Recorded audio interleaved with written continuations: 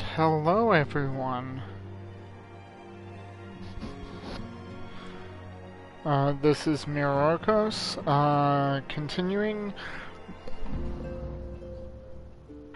my playthrough of Final Fantasy XIV, this time having completed base Realm Reborn, now into 2.1 patch content. So without further ado, we still need to speak with Oriente regarding the onset of the primals again, but right now we also have this MSQ progression. The price of principles. Minfilia appears to be lost in thought. And we got one of those rings, one of those rings, or 3 coins worth 300 gil.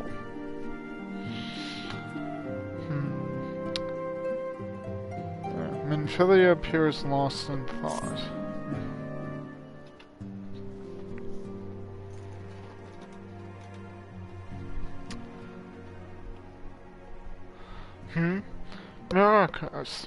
Myrokos, it pleases me to see you well.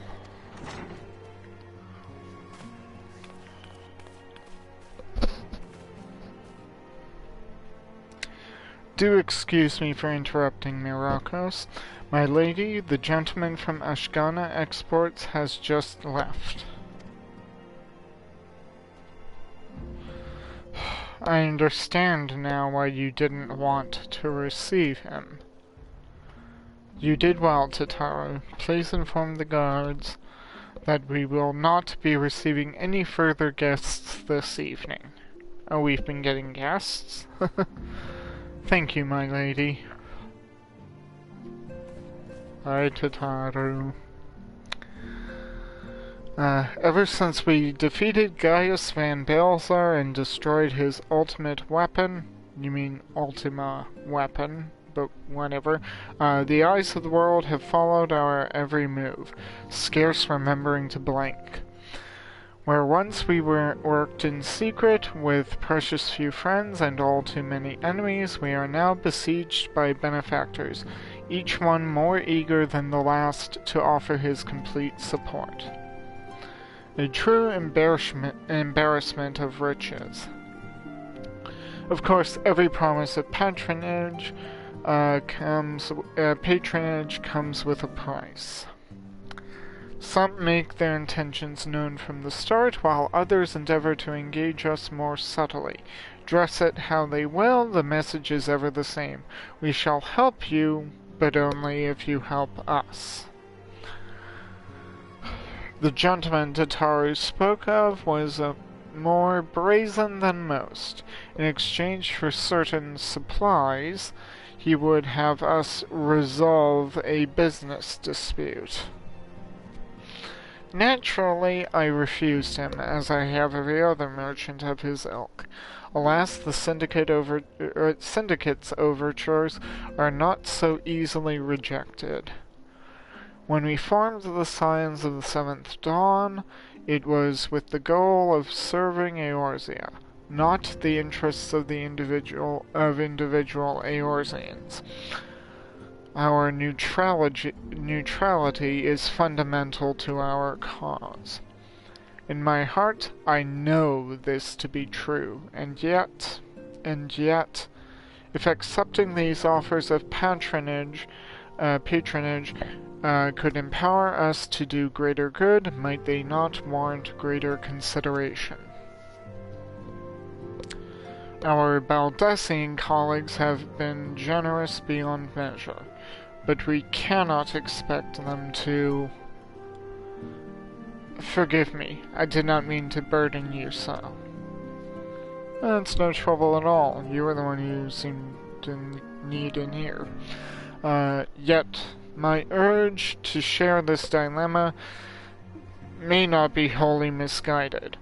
Might I impose upon you to consult the others? They are like to have their own opinions on this matter.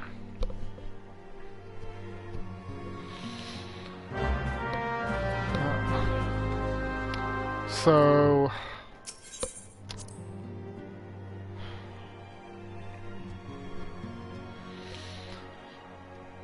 what to do with an embarrassment over riches? Oh dear.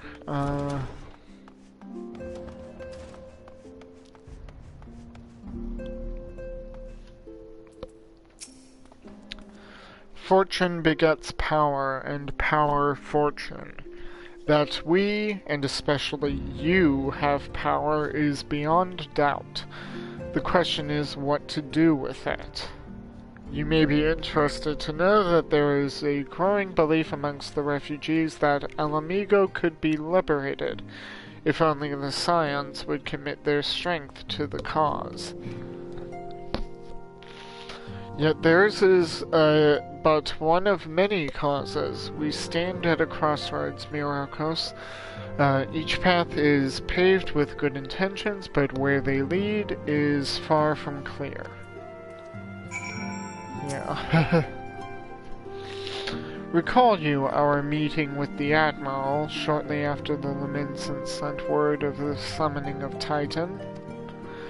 Then mayhap you also recall my words to our host. I said unto Merlweb that her people had broken their treaty with the kobolds and that the Beastmen had just responded, that we had been called to intervene in a conflict which she herself had invited.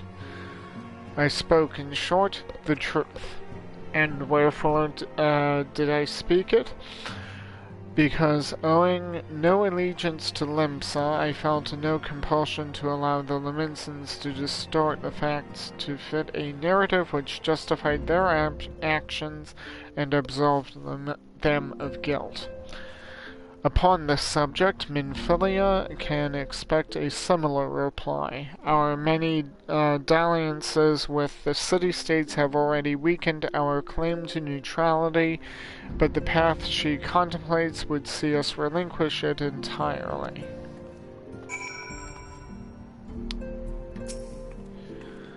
I've been receiving a lot of gifts lately, but Papalimo keeps making me send them back.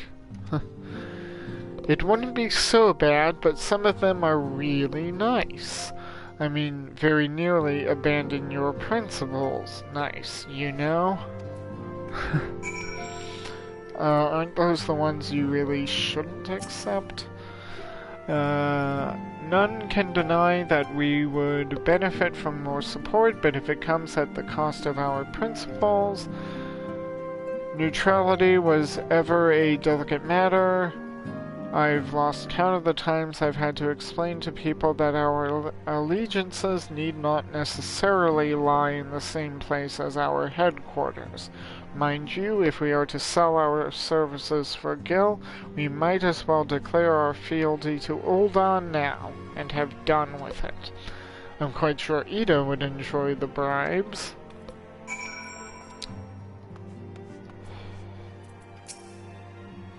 Such knowledge as I possess of the beast tribes and their primals is at thy disposal.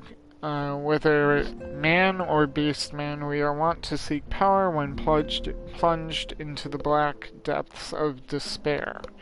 That despair doth begin with the Amalja, whom may have already summoned forth Ifrit. With our comrade Thancred now returned, thou wouldst do well to seek his counsel. Okay. So that took care of that. For now. 'Tis the lot of the powerful to attract the covetous as well as the needy. Thus doth prudence dictate that those with power prefer aid with one hand whilst the other resteth ever on their hilt. Alas, we have not the luxury of time to decipher our petitioner's machinations, nay, not while the beast tribes do labor unseen, defiant in defeat, to raise up their fallen primals once more. Doubt not that they shall return, stronger and bolder both, nor that we shall be the ones to meet them. this sacred charge shall ever be ours. 'Tis but a pity we are so few, and our fortune so infinite. That's a good point. Okay, so I have a feeling we need to do this. If Reet bleeds, we can kill it. Thancred wants you to vanquish Ifrit and has information that will help you arrange an encounter. Confirmation has just arrived from the Immortal Flames. 'Tis as Urianger said, I fear the Imaja have already summoned Ifrit. A confrontation with the Lord of the Inferno is inevitable. I would like nothing more than to lend you my blade, but the students of Baldesion insisted that I refrain from taking to the field where it concerns primals. I know not the workings of it, but it would seem that recent events have left me especially susceptible to tempering. Oh dear. As much as I hate missing out on the fun, for everybody's sake, I must sit this one out. Instead, I will focus on gathering and analyzing data. Now, the Immortal Flames have already conducted a preliminary investigation into Ifrit. They may well have information that will be of use to you. Do pay a visit to the Hall of Flames and speak with Commander Swift. One last thing before you depart. Doubtless you remember Minfilia's words, but this Ifrit is a far cry from the primal you first defeated. You will want to assemble your most dependable comrades for the mission. Be safe, my friend. Okay, so that is going in presumably to unlock the hard mode settings. Ooh. Wait. Are they supposed to be turning in the MSQ to Minfilia? Why am I speaking with Alpha now?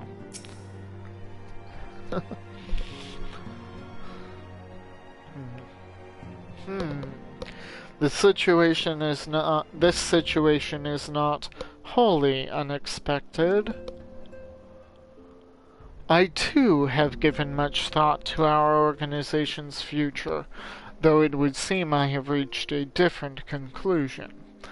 Mayhap it is time I made my feelings known to the antecedent. Come along, Myrokos. You're still ordering me around like I'm your manservant. Ugh. I really don't like that you consider me a manservant.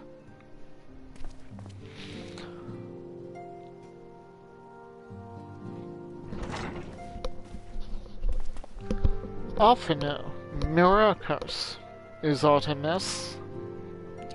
You desired counsel, and so you shall have it. Minfilia, the Science of the Seventh Dawn, must leave Uldara. We must do what? So long as we remain within Uldan territory, we will never be free to act with impunity.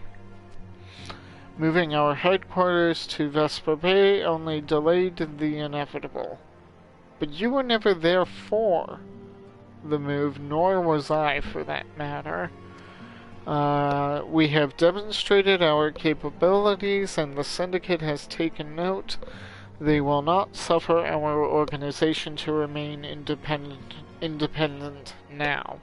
We are far too dangerous for that.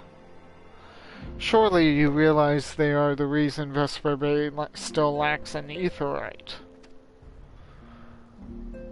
They know full well how beneficial one would be to our cause, which is why it and other favors will be denied unless we cooperate. Charming.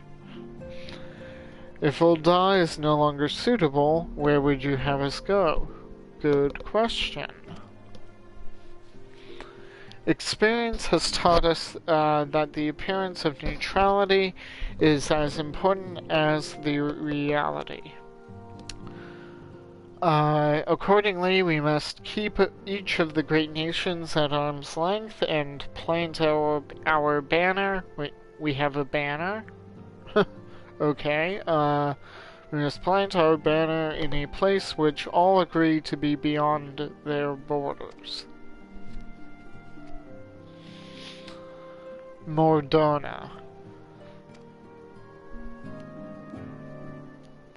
Revenant's Toll, to be precise. It lies within neutral territory and offers all the essential facilities we require. By way of an additional benefit, it is also frequented by a veritable legion of adventurers who may serve to supplement our ranks. I am, of course, conscientious of the fact that we have developed a certain bond with Ul'dah and her people over the years, but I truly believe this to be the best course of action. As you yourself observed, we have invaluable ties to the local community, forged through years of concerted effort. Ul'dah is our home, Alphino. To cast aside everything we have built and start anew in that desolate wasteland would be beyond reckless. Indeed. The decision is yours to make, Antecedent.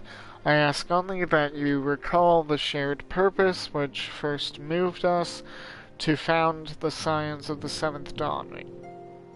You were there for the founding of the Scions of the Seventh Dawn? I know I missed it, but when did that happen? And which moved you to found the Path of the 12 ere that? We aspire to an ideal, you and I, just as my grandfather did. That makes us more than mere comrades in arms. We are as much your family as... That will be all, Alphino. Excellent shutdown, Minfilia. You're starting to get really pesky there.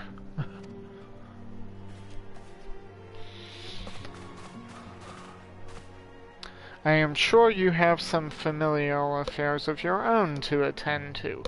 Ooh, yeah! Not only is he kind of out in the wilds without his parents' permission, presumably, but his sister is also somewhere around. Your concern is most generous. But no, I have left them in the hands of men better suited to the task. I could not very well allow my personal affairs to come before the needs of the Order, after all.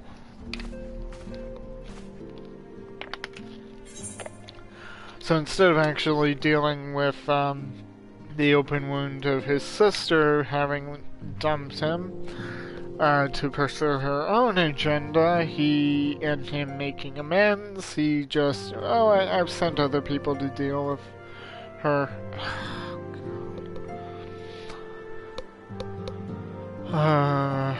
Funding, maybe striking.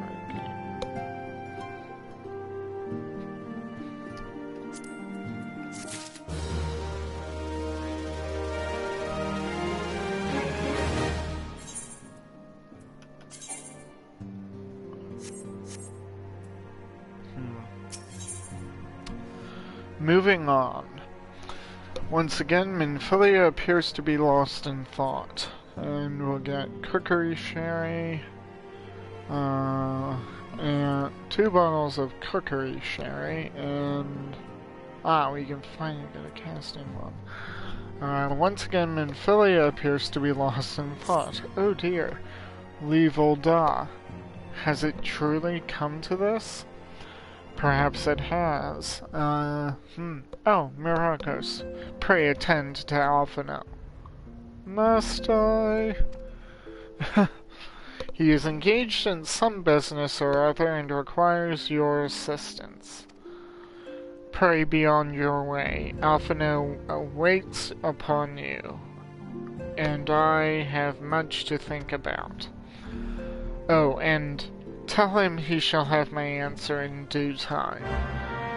By all means, take your time. Have you been keeping well, Myrokos? We may have earned ourselves a respite, but there is still much and more to do. Together, let us continue to shine the crystal's light upon Eorzea. Okay. It's nice that she worries about me.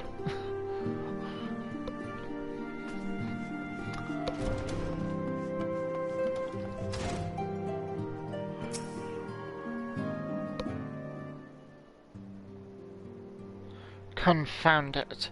She knows what must be done, and still she hesitates. Yet not everybody likes doing things on your personal timetable. All because of these fanciful rumors. I should explain. Minfilia's mother, well, adoptive mother, was among the great many who perished during the calamity. Flamine was her name, though you may well know her better as the songstress of Ul'dah. She was a performer of singular talent and much beloved by the people of Eorzea, not to mention a certain Charlene minstrel. Charlene minstrel. As you may imagine, the news of her passing was greeted with shock and disbelief by her adorning flowers, many of whom refused to acknowledge what had happened. That her body was never found only served to encourage speculation.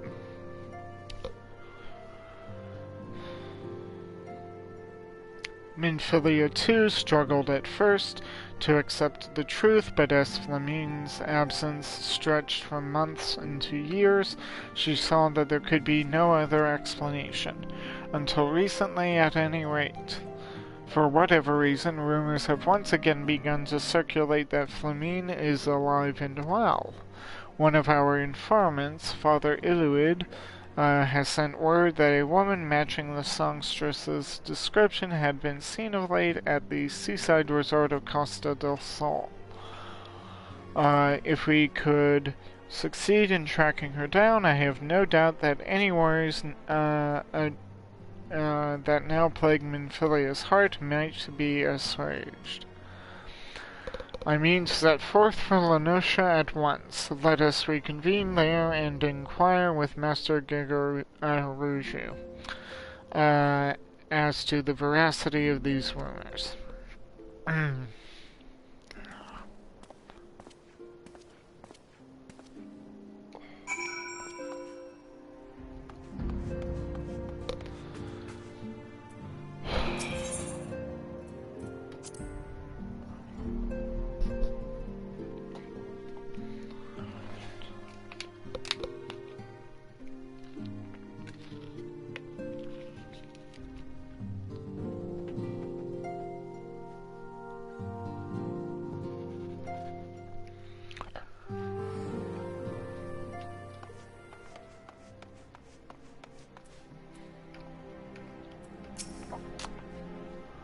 The Guardian threat may have abated, but there is no end to the work we Scions do.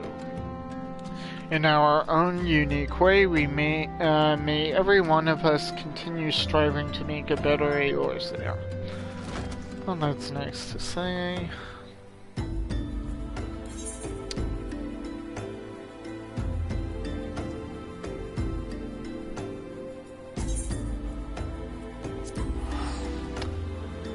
Why don't I finish if a free bleeds, we kill it. Just to get that out of the way.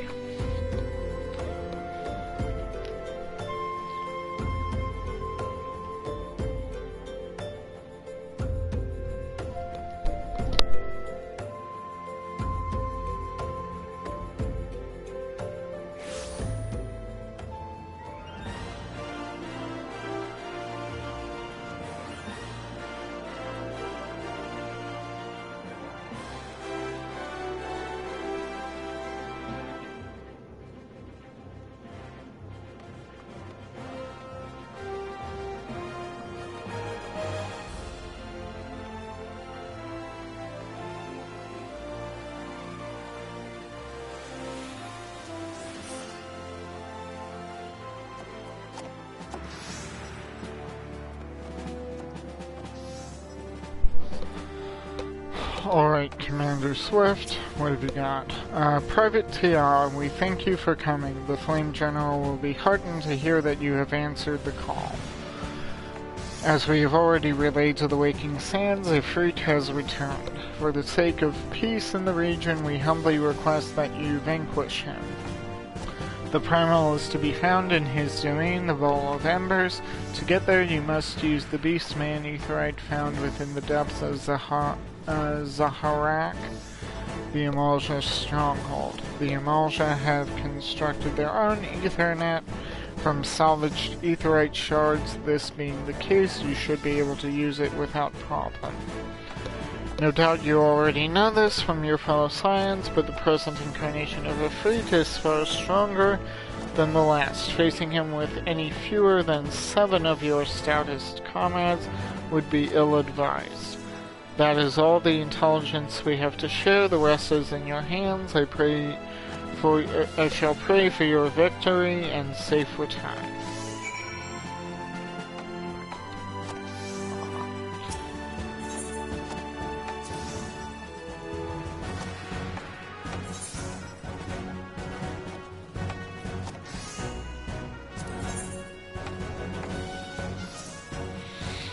Okay, I need to get more seals.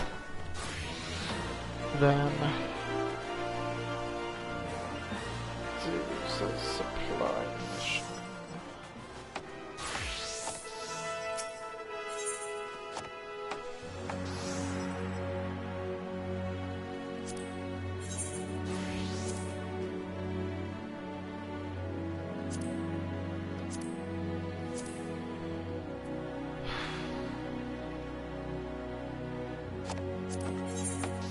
Okay, so I just need to get more seals in order to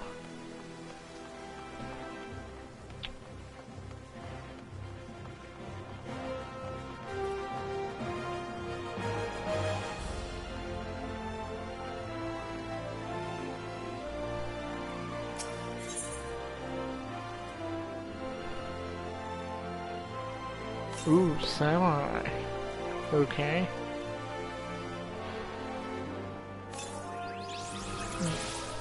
Should I do this one? Right now I'm going to decline.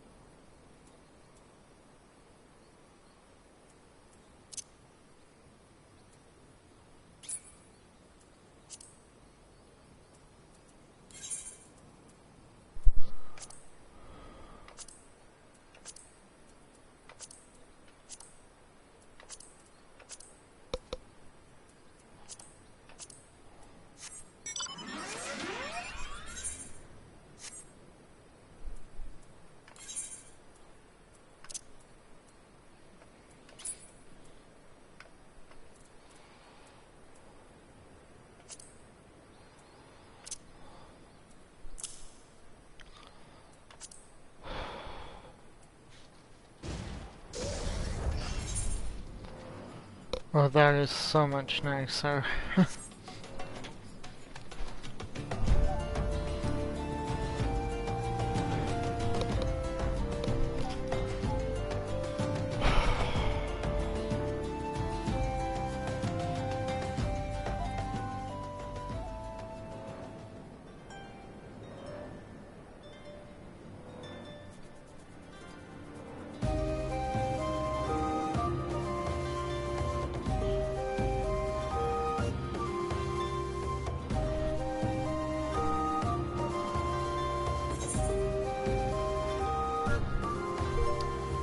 Well, first things first, I can at least unlock the level 35 dungeon. Whether or not I'm going to run it is another matter, but I can at least clear that out of the journal, since that's still there.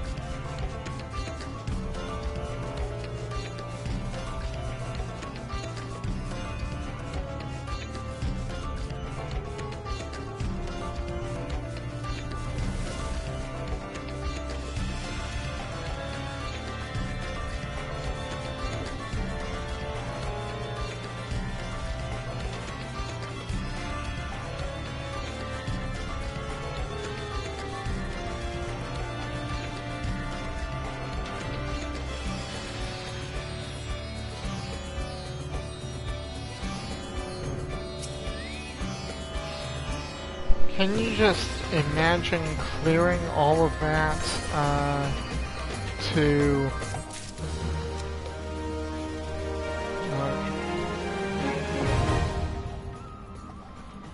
yeah, Ball of Ember is hard.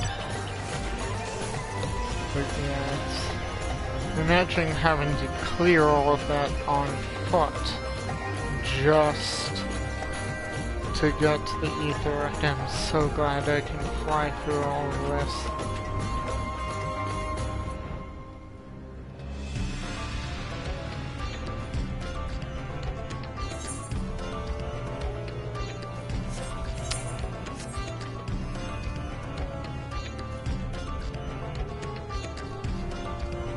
So I've still got the Odin thing to do.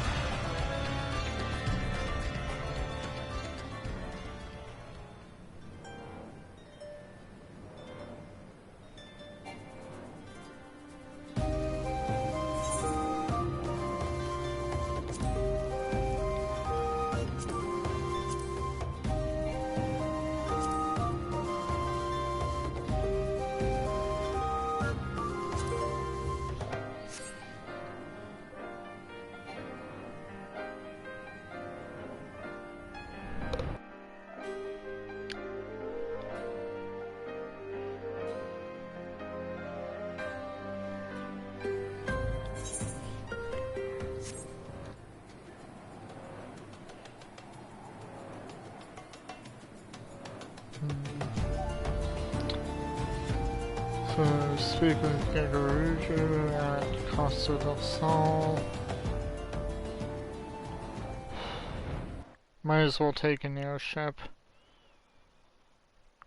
Alright, it's either that or I use a Vespa Bay ticket to then take the boat. Since I'm here at Olda, I might as well choose the airship option.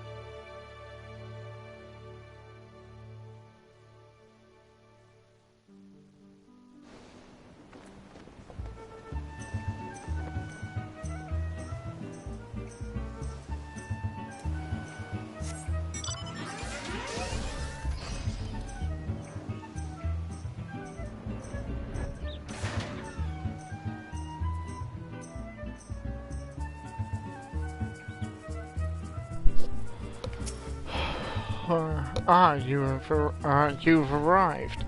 Let us see if Master Gagaruju can shine any light onto the rumors regarding Flamine. Oh, sweet siren of the sands, my Mikote muse, why have you forsaken me? Titan's Bane, I mean Myrokos, what brings you to my humble resort?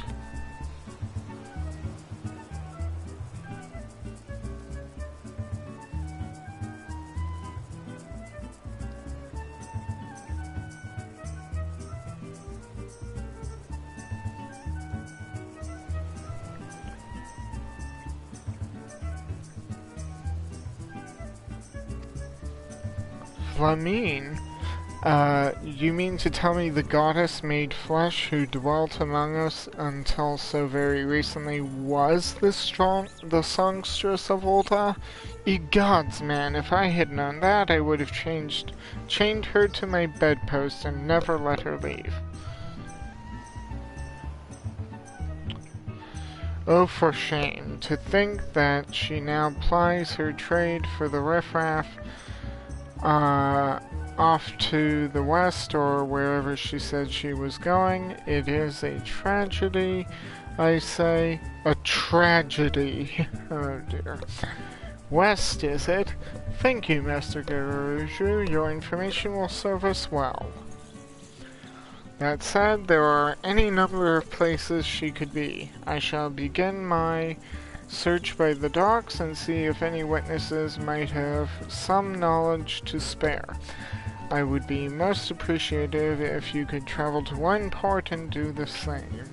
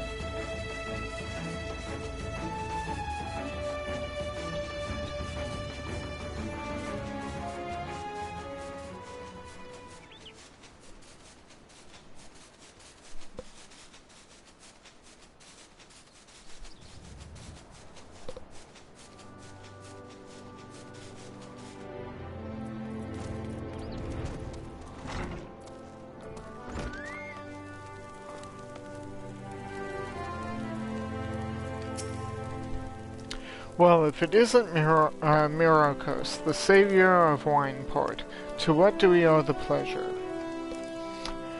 Ah, yes, we did receive a customer matching that description. She was a delight to behold. To give the woman her due, but her perfume was so ghastly I had no choice but to eject her from the premises, interfering with tastings, you understand. If she is your quarry, why not consult your blind associate? His olfactory perception is without peer.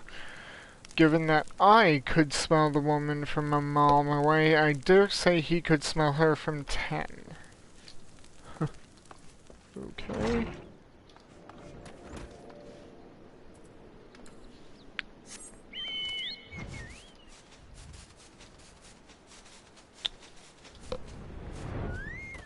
Hello there, and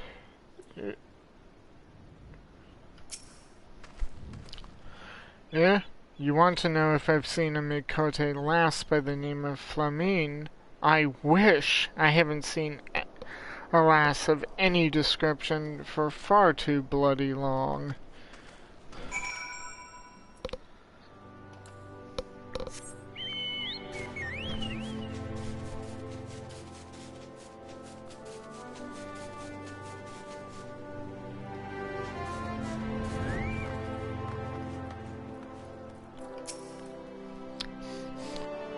I see you have had many grand adventures since last we spoke, Myrokos.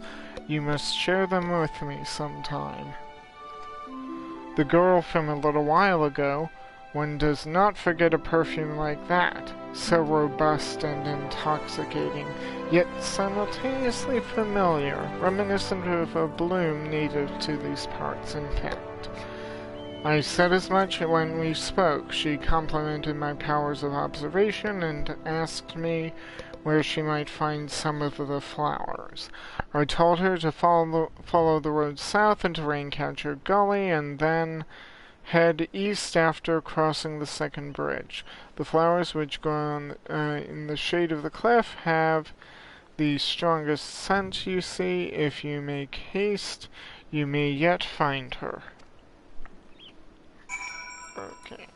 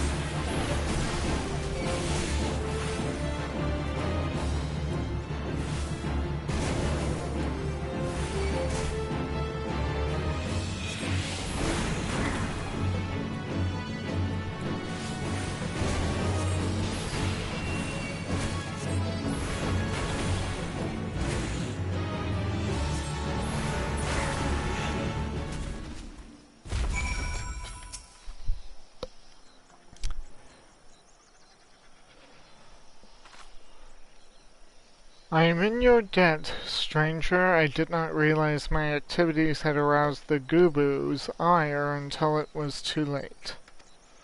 Their oils can be used to make a perfume, you see, and yeah, aren't you Flamine? Yeah, Flamine, I don't... Who are you? Whom do you serve?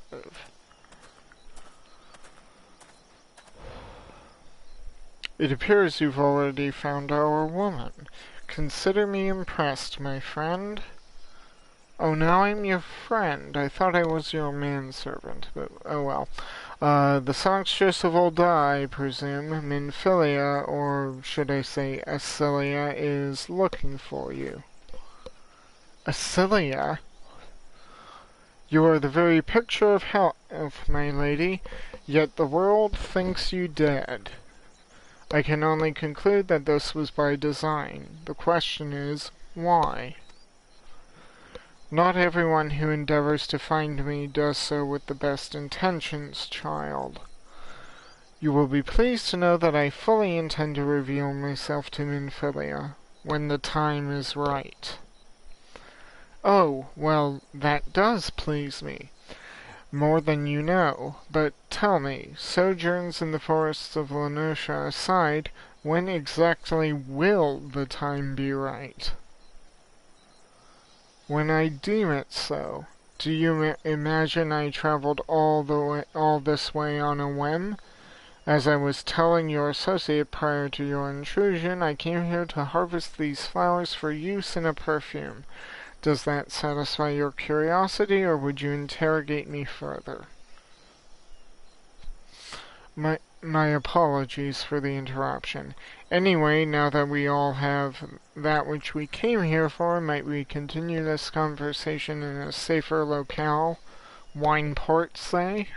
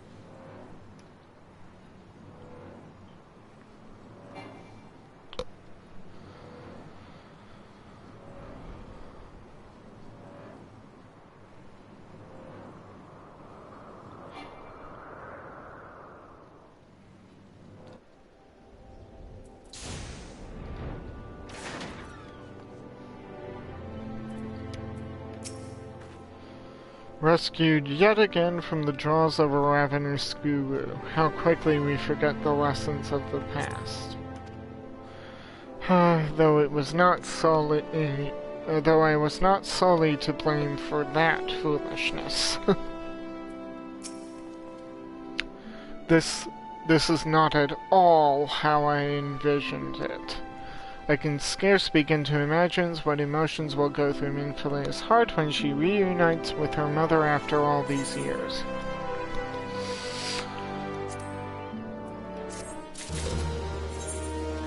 Okay, let's get that.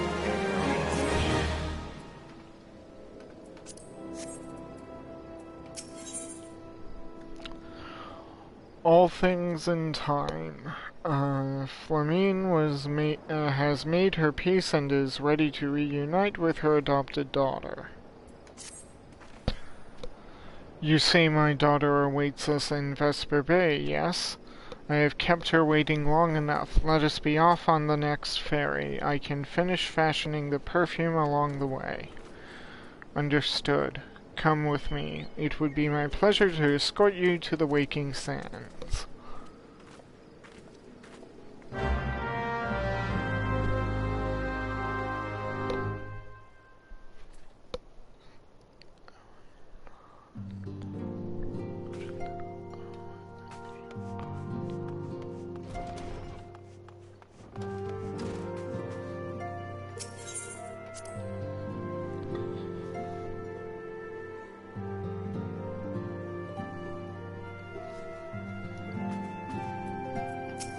Waifu, we found your mom.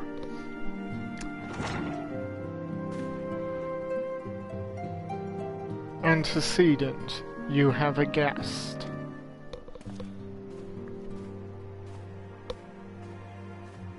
Lamine.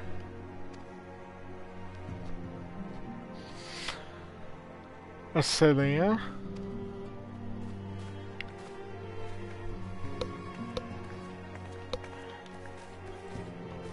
Like, why did I just look like, oh my goodness, they're actually family? I mean, what? I already knew that. I haven't seen her like this in years, Myrokos.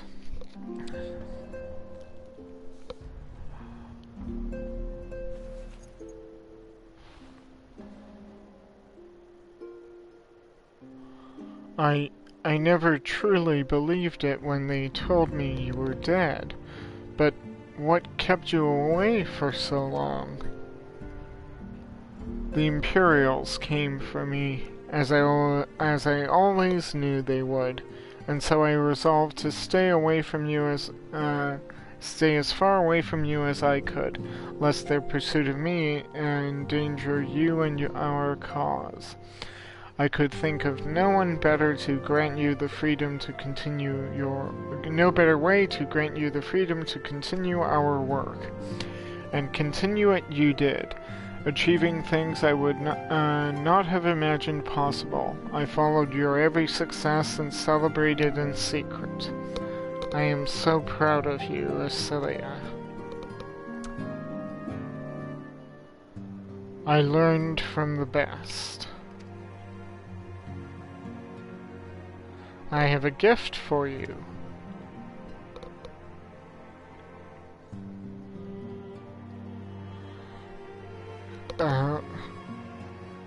Salsatia perfume. You remembered. How could I ever forget?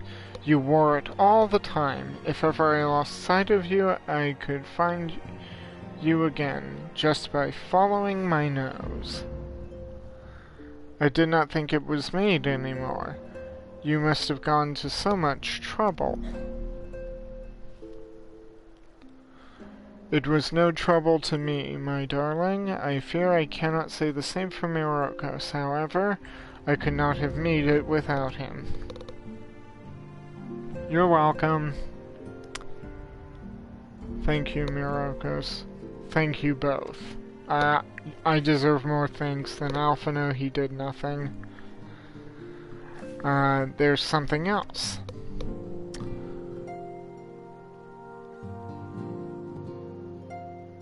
This is the cat's eye I found.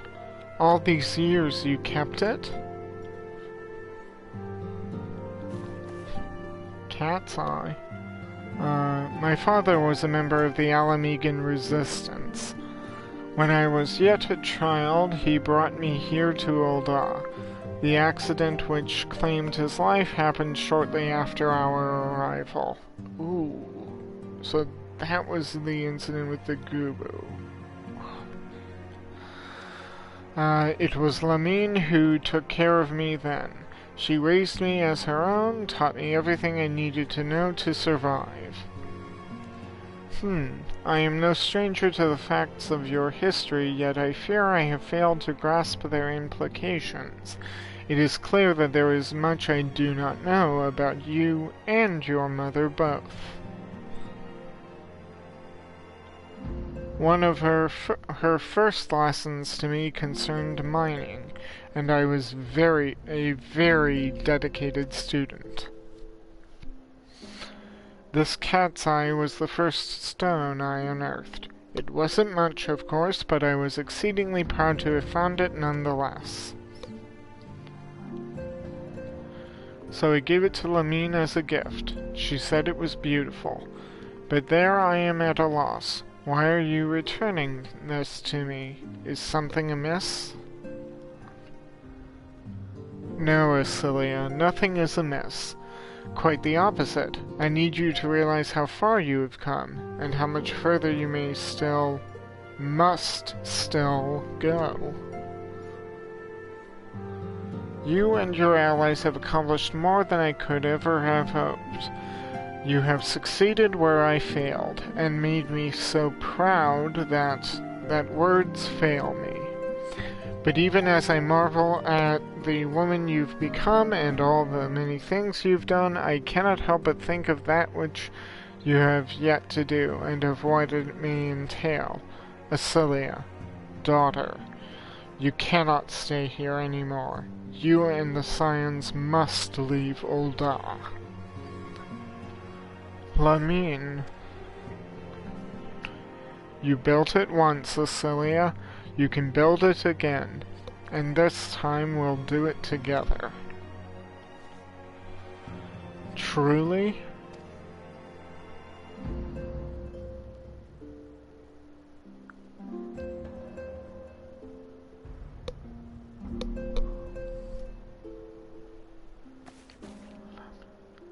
Alpha, no. The time has come for the Scions to leave Vesper Bay. We shall establish a new headquarters in Revenant's Toll, as you proposed. Much work lies ahead of us. Inform our fellow Scions and send word to the students of Baldesion. Preparations begin at once.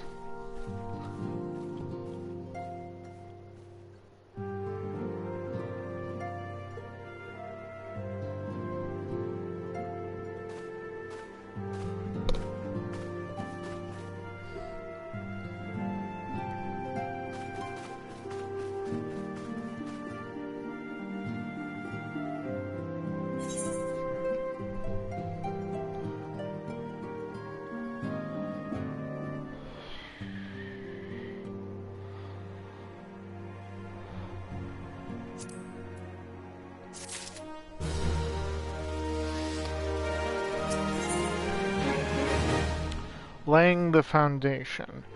Menphilia would share with you the latest news on the Scions' imminent relocation.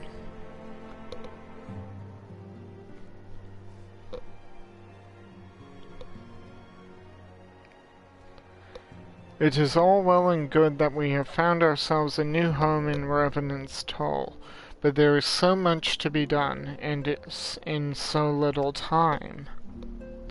Our first step will be to secure the cooperation of the Adventurers Guild representatives there.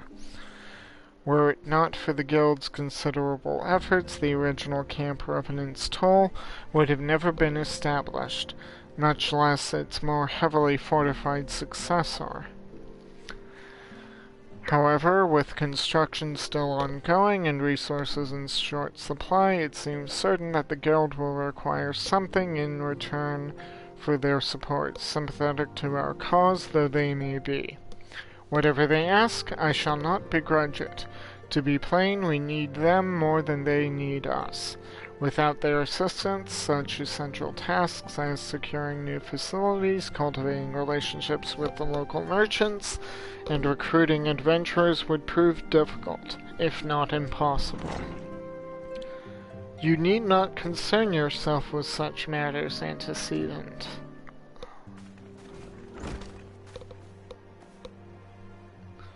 Really, Alphino, if I need concern myself with anything, it's surely matters such as these. Indirectly, perhaps, I submit that you might instead concern yourself with a different matter, namely to whom the resolution of such matters might best be entrusted, and here I am. Nor do I come alone. May I present the esteemed emissary of the Adventurers Guild at Revenant's Toll.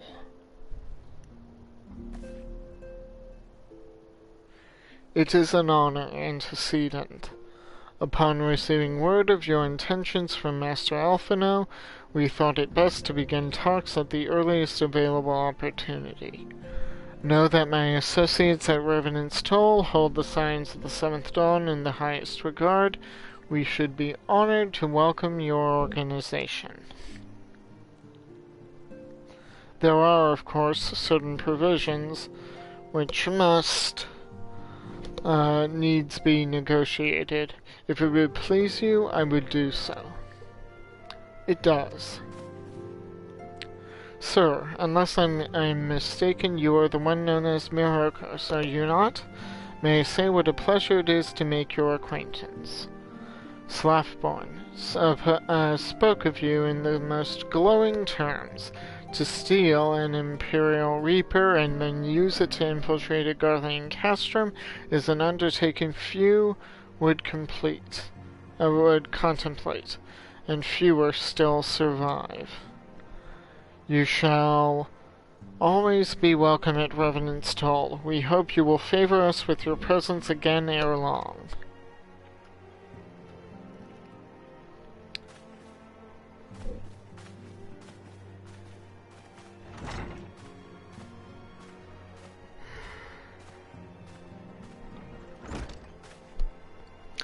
Well, it would seem your reputation precedes you, Myrokos. Mayhap I should dispatch you to Revenant's Toll with all haste, as first intended. But before that, I dare say you have earned yourself a rest. After all, you have traveled so far, and there is already so much you have done for us, and for me. We'll speak again anon. Till then, take care.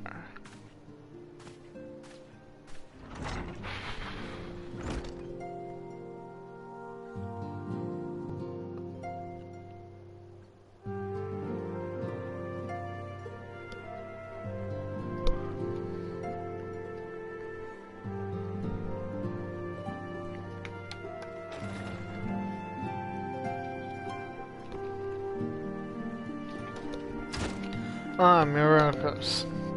Were you able to get some rest? I would ask you to come with me to the Solar.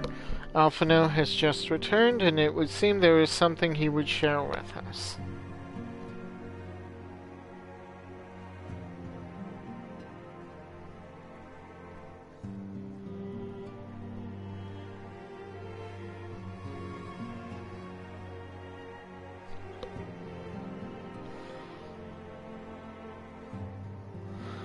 You're here. Good. I come bearing news. The negotiations are concluded. And our friends at the Adventurers Guild have agreed to furnish us with new facilities and material support in exchange for our assistance in the ongoing defense and development of Revenant's Toll. The Scions of the Seventh Dawn shall have a new home in Mordona, the Rising Stones.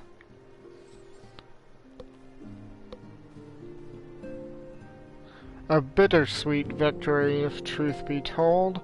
I cannot deny I had come to look forward to Tataru's tales of our many guests and their many, many demands. From the waking sands to the rising stones. Passably poetic. That wasn't your doing, was it? Oh, it was. I too have news to share. In expectation of this momentous day, I personally informed the Alliance leaders of our plans, and they have each pledged their full support, General Roban included. Moreover, I have decided that the time is right for us to cast off the vestiges of our order's veil of secrecy and announce ourselves to the world. Are you sure that is wise, Antecedent? If anything, it is a mere formality. Our existence is quite possibly the worst kept secret in Eorzea. Let us affirm our identity, proclaim our achievements, that all men know what the Scions of the Seventh Dawn stand for. Well, obvious risks apart, it would be nice to receive a little more recognition. And the people have a right to know who saved them. It is my hope that this gesture will encourage the people of Eorzea to place their trust in us. I would reveal to them the true extent of our power, yes, but in so doing, I would show them that it is a power accountable to no one and at once to all. And what of us? We who have felled primals and faced down the Empire, to you, my fellow Scions, I would say this. Prepare for the challenges which lie ahead, for they will be great indeed.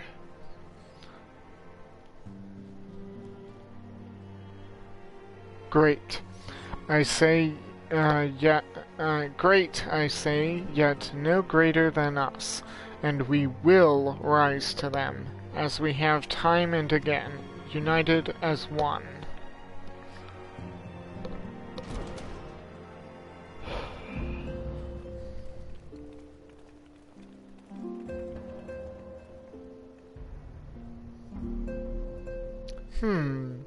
There must be some way I can... Wait, that area is said to be rich in minerals. Maybe I should ask Flamine to teach me the basics of mining, too. Oh dear, Tataru's getting ideas. This is dangerous. Do you ever wonder how he does it? Alphano, I mean. It was almost predictable that he should appear with an emissary of the Adventurers Guild mere moments after I had expressed the need to forge ties between our organizations. Truly, his sense of timing rivals even your own. Setting such mysteries aside for the present, I have a task for you. I would like you to deliver these documents to Slathborn. They concern our forthcoming move. Do take care on the road and represent us well, Myrokos. Okay. So I need to go to Revenant's Toll. Yes. Not gonna lie, I was kind of used to the Waking Sands, though having a headquarters with a dedicated aetheryte will make things easier.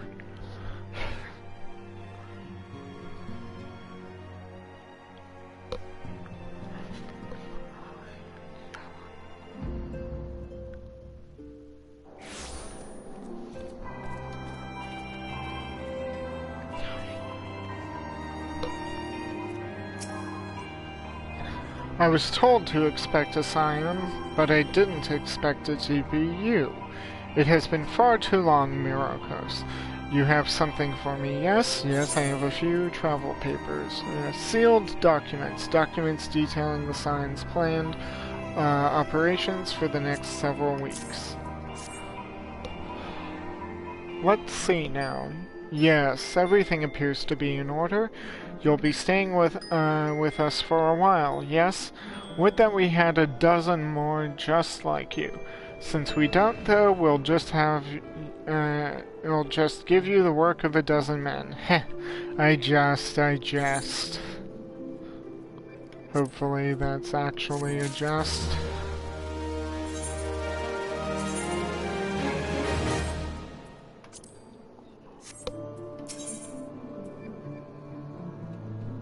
It's possibly a primal. Level 70 weapon coffer, buffalo calf, and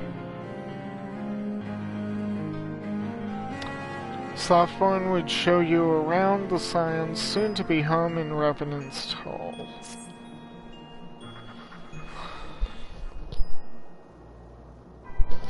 Back to the work of a dozen men, I see. Ha, but I jest. Even I can appreciate that an important man such as yourself has little time for menial tasks. But since you're here, mayhap you'd be keen on having a look around the scion's new home. See that impressive structure over there? That's the place.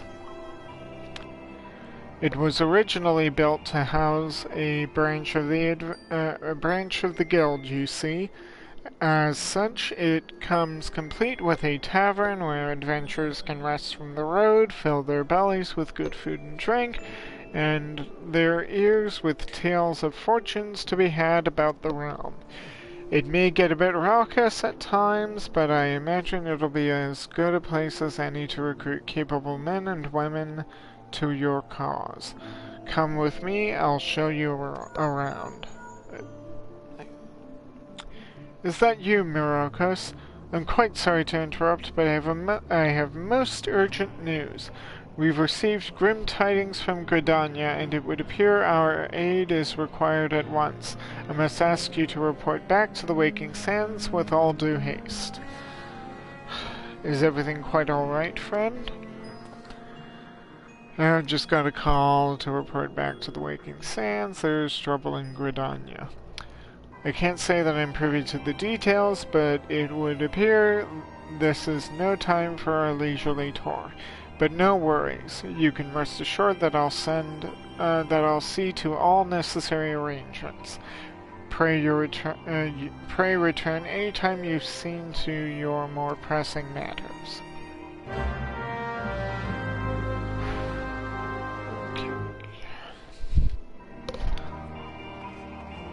Let us see, I've got item level A7. Let's see if I can get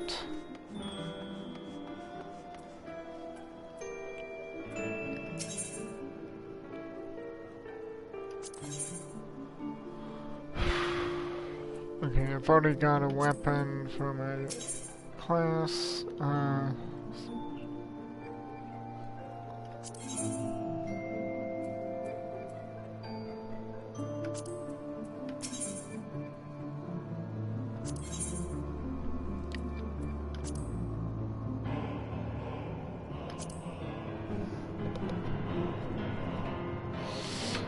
Okay, I can get one item at this time. It can either be boots, the hands, or the hat.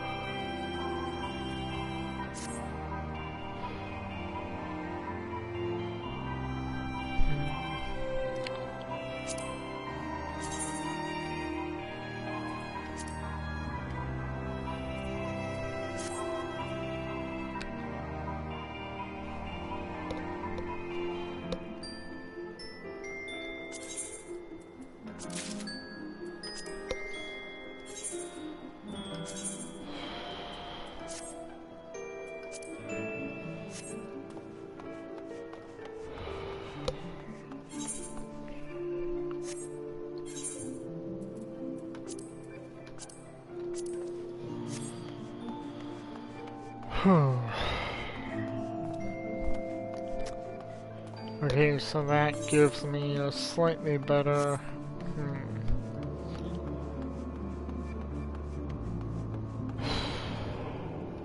An outlandish man who's curiously wearing a mask and...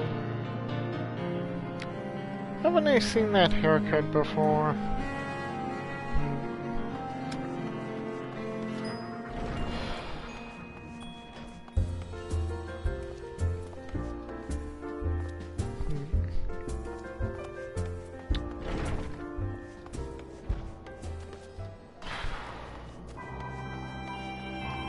Okay, well, I need to step away for a moment. I'll be right back.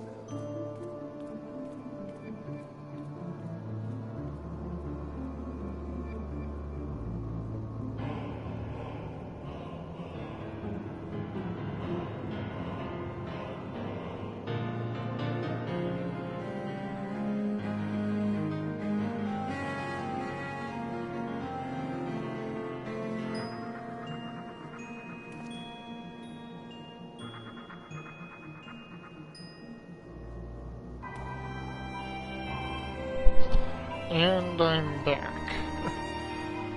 Okay, so it's possibly a primal, but you know what? Why don't I do that hard mode?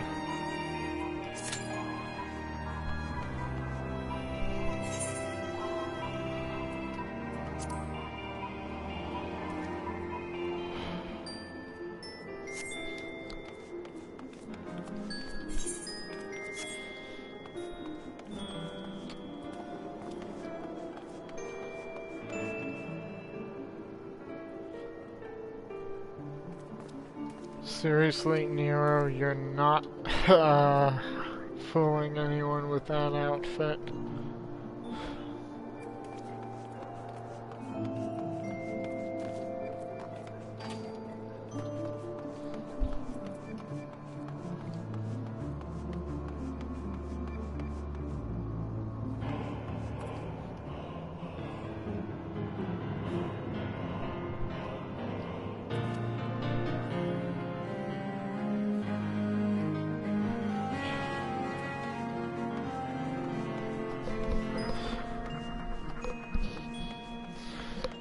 If you've liked what you've seen so far in this installment or any of my previous installments, please give a like, share, subscribe if you're watching it on YouTube, and make sure you come over to Twitch and give a follow so that you're kept apprised of when I go live.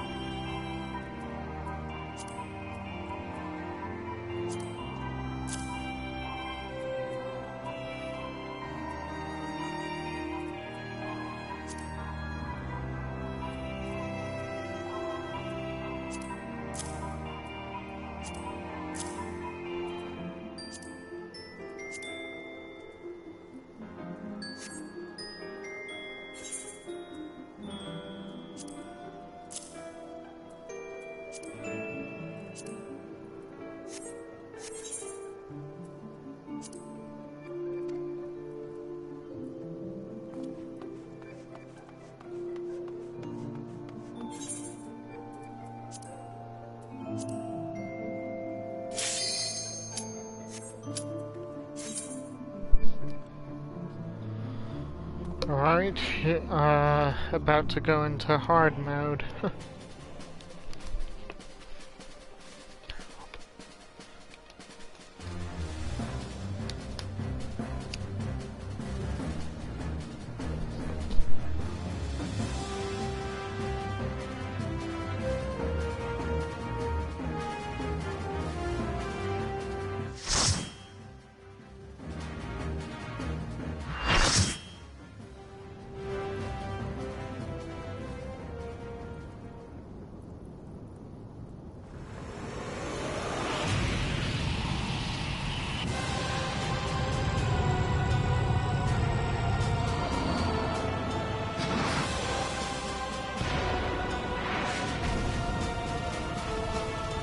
Did I see a hint of the moon there?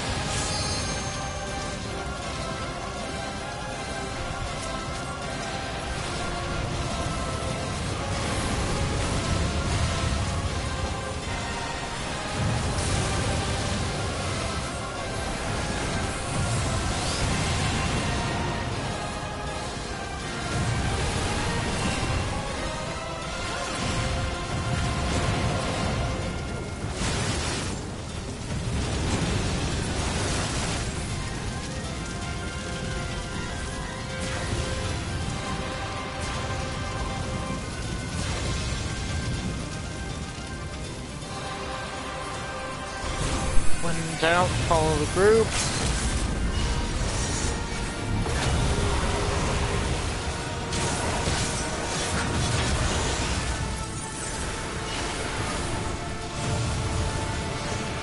Oh. Ooh. Ouch. That hurt. Oh. Wait, okay.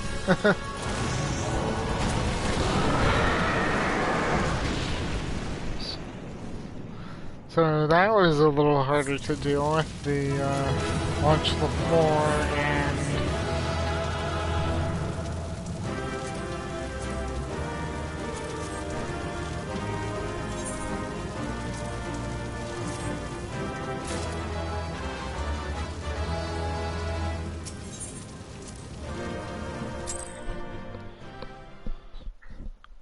that was still kind of fun, just a couple extra mechanics to deal with.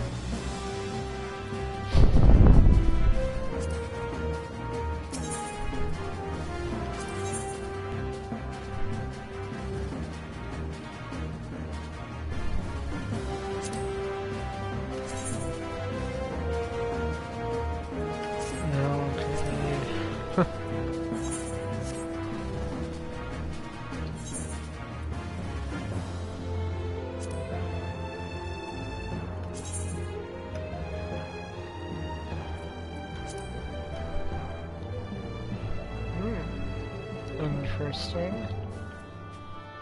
A shame it's a level 60 weapon, but I suppose it works for some.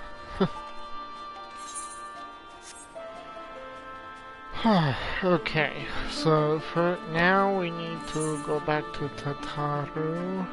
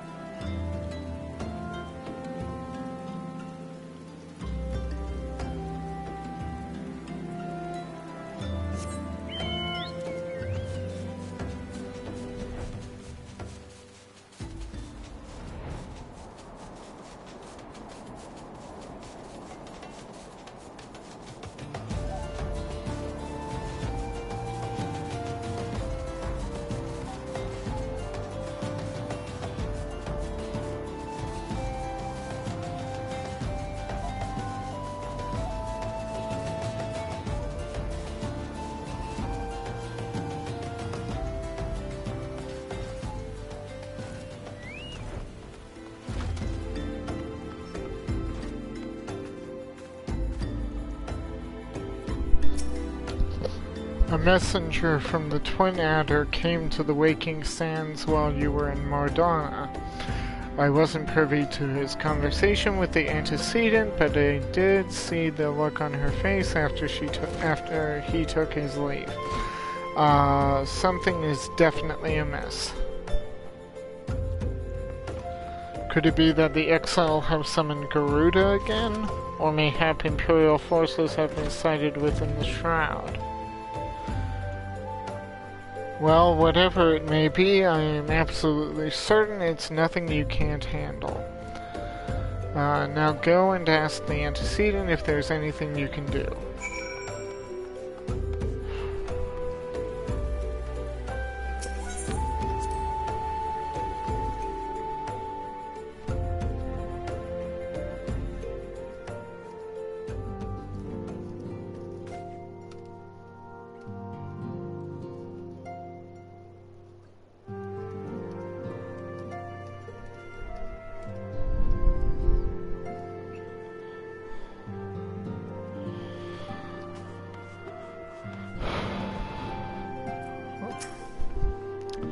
How she has grown since last we spoke. She puts me to shame with her accomplishments, and for that I am full glad.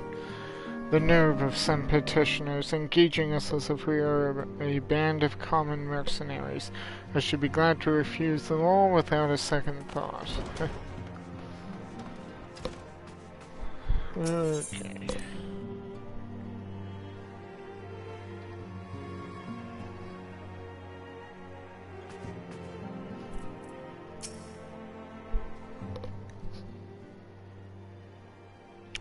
I knew this day would come, yet I prayed it would not come so soon.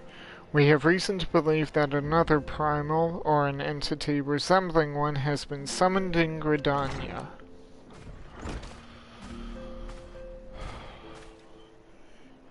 Thine arrival is customarily timely, Myrokos. The etheric waves leave little room for doubt. Thy talents will be needed ere long.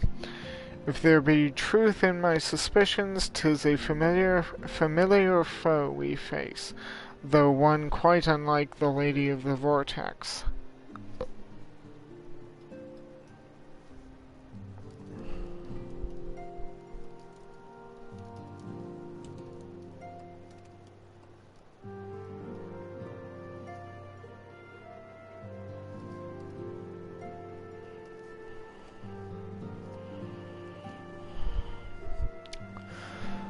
We dare not draw conclusions without evidence, but as Urianger says, the readings bear a strong resemblance to ones observed more than 5 years ago. Though I had hoped the Mughals guard beyond such follies. Did the Mughals have a primal? Suffice it to say, this disturbance warrants a full investigation. Thy presence hath been requested by Commander Hyolwa. He awaiteth thee at the Adder's Nest. Pray hasten to Gridania, Myrokos. Ida and Papalima will rendezvous with you there. May you walk in the light of the crystal.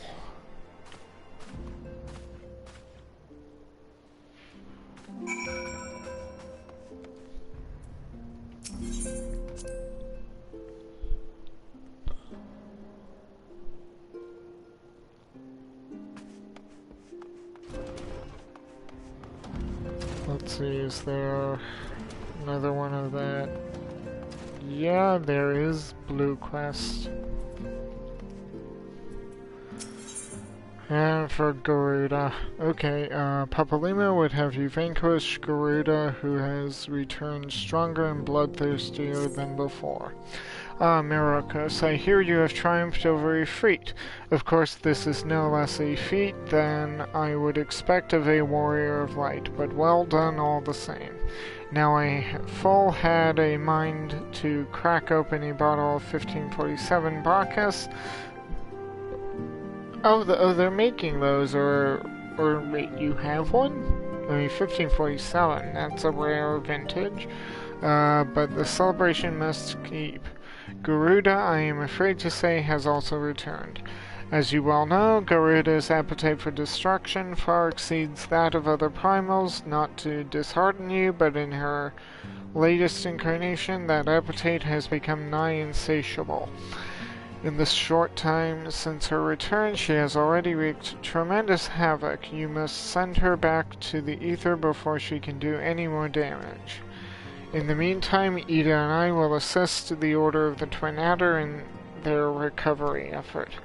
When you previously faced Garuda, 'twas the Enterprise that bore you through the storm that shielded her domain, while that storm is as a spring breeze beside what she has raised this time. No airship could hope to penetrate it. Lovely.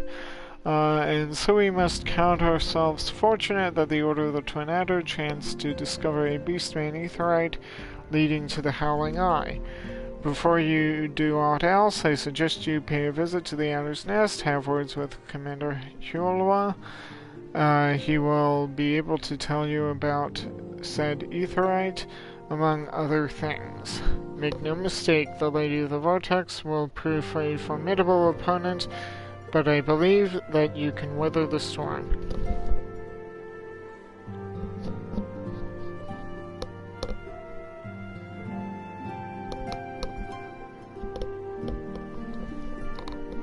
And that little bit of rumbling is thunder, so this may or may not be cut short in terms of a stream.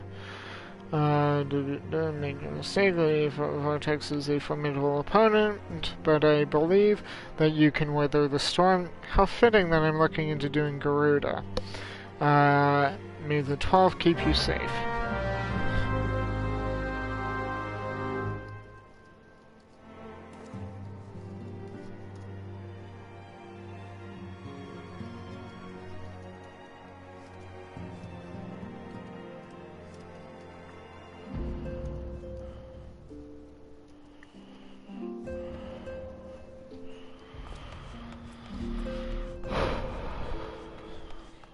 Okay, so Garuda.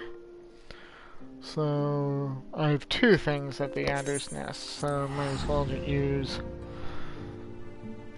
Aetherite ticket.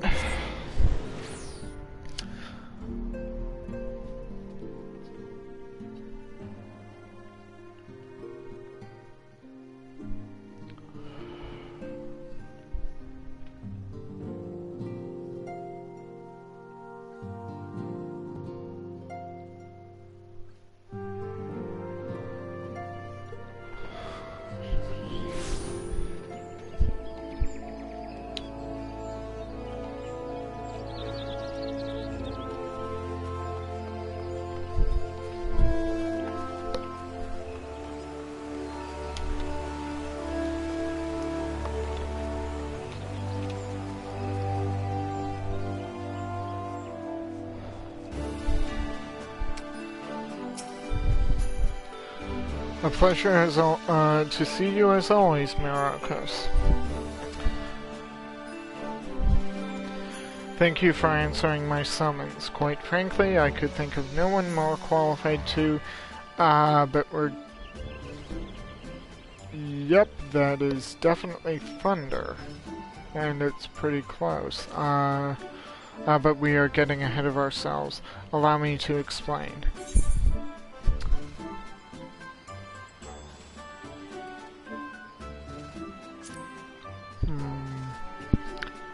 If I do a tank, the queues for leveling will be faster. But if I decide to do the samurai job, this could be interesting. Huh.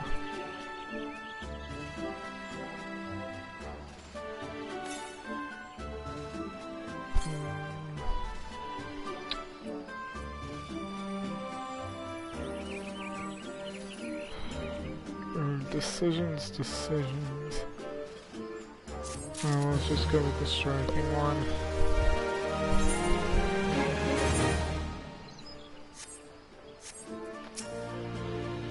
Myrokos of the Scions. We are grateful for your aid.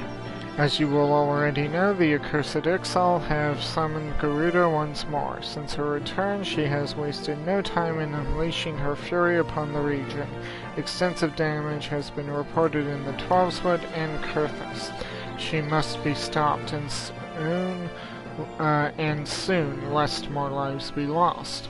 In the name of the Elder Seedseer, I humbly request that you put an end to her reign of terror. As in the past, Garuda keeps her court within the Howling Eye, which is perpetually protected by a raging tempest. Fortunately, we have learned of an alternative way into her domain.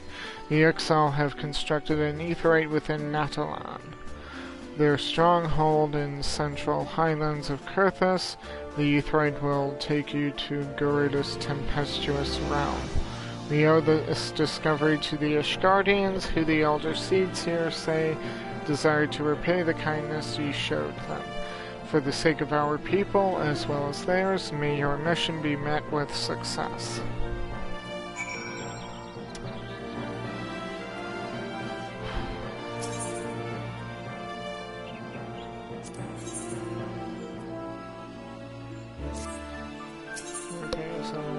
The Beast Tribe thing. Hail to the King Capo. Hail to the King Capo. Versailles Huloi wishes to brief you on the latest crisis in Gridania, and now I get the casting one. Okay, not long ago, the Mughal Kuplakop visited the Adder's Nest. Visiting the Adder's Nest to request an audience with the Elder Seedseer. He spoke of an imminent threat to all Mughal kind, one which would imperil the Twelveswood if left unchecked. You proved an able ambassador to the Selfs, and we would have you reprise the role in our dealings with the Mughals. The rest you should hear from Kuplakop himself. He awaits you within the with the Elder Seedseer at the Lotus Stand.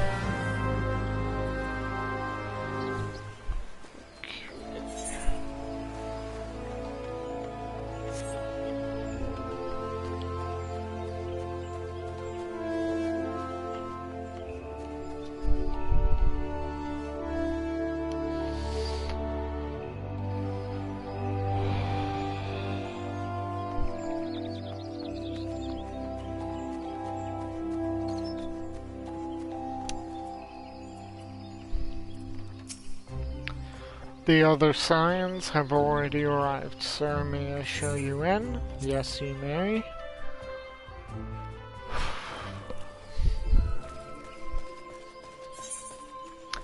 I must say, I do like being in here. It certainly is a peaceful arrangement.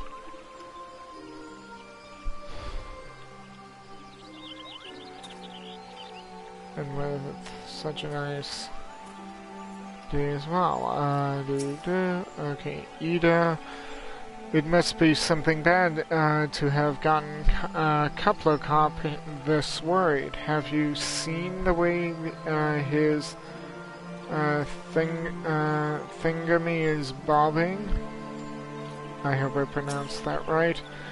A threat to Moogle kind? I had hoped the antecedent suspicions were ill-founded, but I cannot see who else it could be.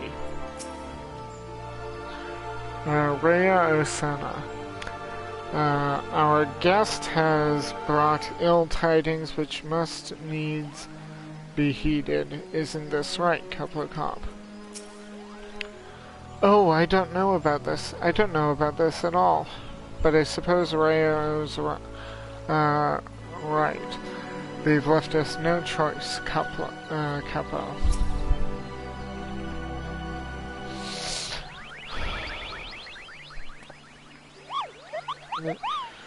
Please, you have to stop them, but you mustn't kill them. They're not bad Moogles, Capo. They're just misguided. A gentle, no, firm thrashing is in order. Yes, but no. Calm yourself, Kuplokop. Can you not see that he hasn't the faintest idea what you're talking about? Be quiet this instant. Pray forgive his witless outburst, sister. Most grateful am I that you have come, Myrokos, and upon such short notice. Truly, Gridania could not wish for a more stalwart ally. But you are doubtless eager to know wherefore we summoned you. Our friend Kuplokop has brought us news of a most unsettling development. It would seem that good King Moogelmog the 12th has returned to Eorzea. A curious thing to hear, I know, truth to tell. I myself cannot say for sure if he is a genuine figure from history or some manifestation of Moogle mythology. Kuplo here would have me believe the former. Once upon a time, we Moogles served the gods in heaven. It was quite nice up there, unspeakably beautiful, unimaginably spacious, and with a literally endless supply of wine. Capo. In spite of this, or possibly because of the last part, the gods eventually became discontented and started squabbling, which made life jolly difficult for the poor Moogles.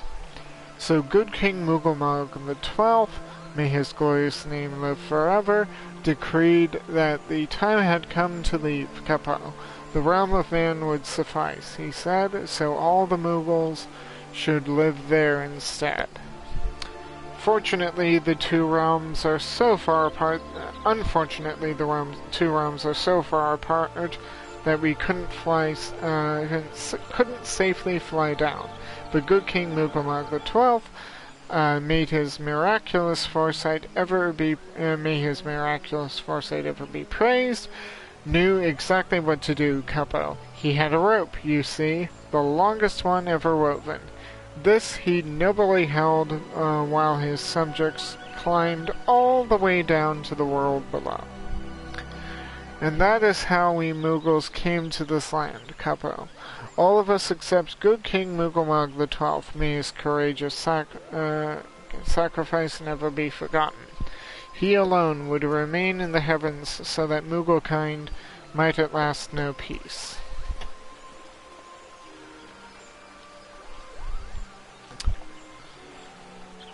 Except that he has not remained in the heavens, from what I understand. That being your reason for contacting us, yes? I'll bet he tied the rope to something. Good thinking.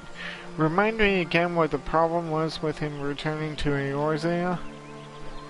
The problem, Ida, lies in the fact that he was summoned.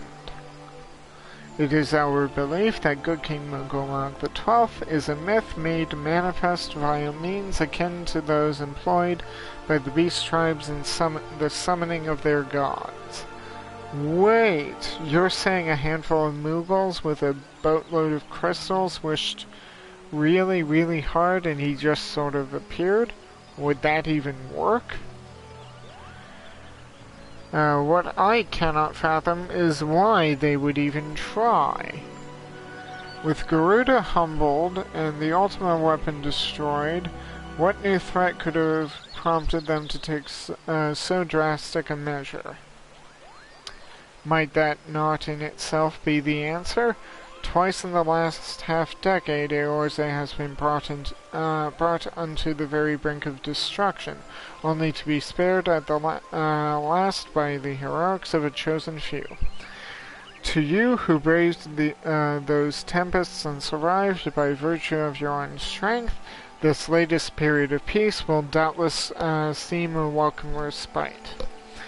But to those who had not the power to defend themselves, who were spared only by another's grace, this is merely the calm before the storm.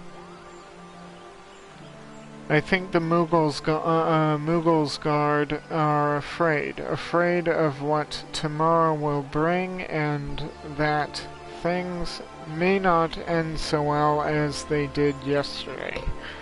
That fear has driven them to call upon a greater power, one they believe can be relied upon to protect their loved ones and their homes, come what may. I assure you, the Mughals Guard only want to protect the forest from outsiders, but ever since the return of Good King Mugulog XII, may his boundless grace fill our hearts with love, they've started to get a little carried away, Capo. Verging on a lot, in fact. Like the sylphs who summoned Ramu, you mean? We cannot discount the possibility that this entity is influencing the Mughals in a manner similar to that of a primal. We share the same concern. Whoever or whatever the king may be, it is our belief that he poses a threat not only to Mughalkind, but to Gridania as a whole. Thus do we beseech you, Myrokos, confront Good King Mugulog XII, and drive him from our midst. Yeah, sure thing. Humbly, I do thank you. The sanctuary of the Mughals Guard and their liege lord is concealed by magical wards. Brother Isumiyan of the Conjurers Guild will doubtless be able to offer insight on how they might be dispelled. Pray seek his counsel ere you proceed any further.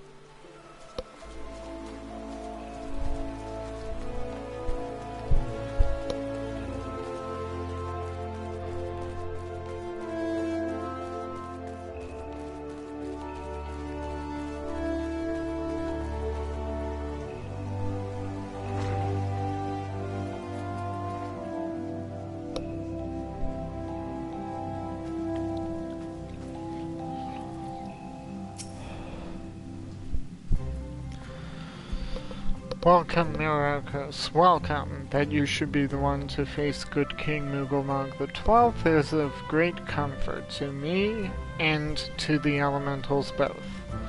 As I am sure you know, the Mughals are not, by their nature, a warlike race, yet should the king be suffered to remain, it is like that his influence will bring about a change in them. Thus, it does behoove us to defeat him quickly before any lasting damage is done. Make whatever preparations you deem necessary and inform me when you are ready to seek the king.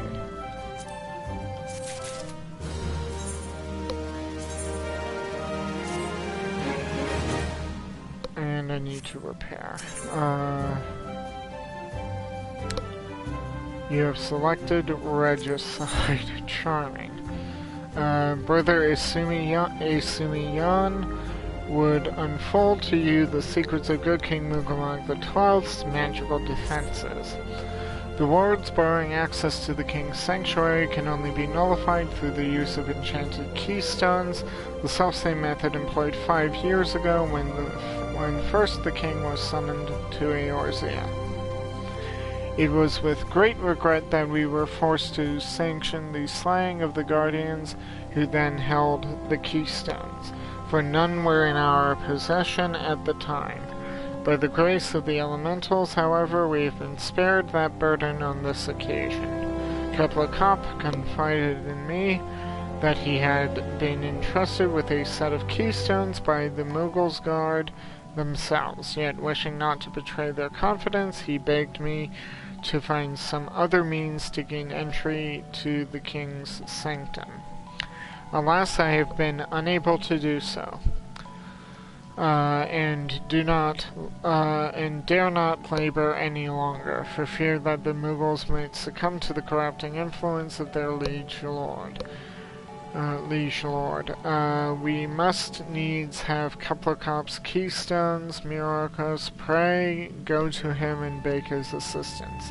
He awaits you at West Shore Pier. Impress upon him our great need, and I am certain he will yield.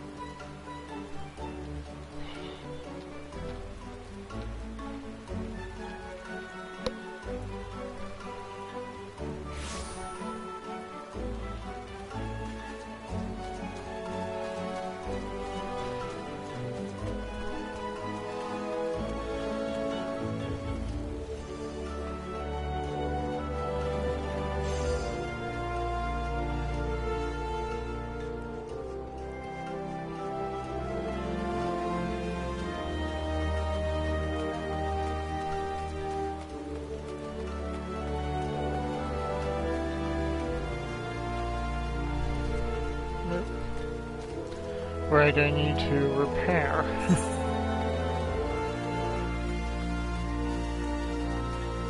They ran right by the repair person. Okay, there we go.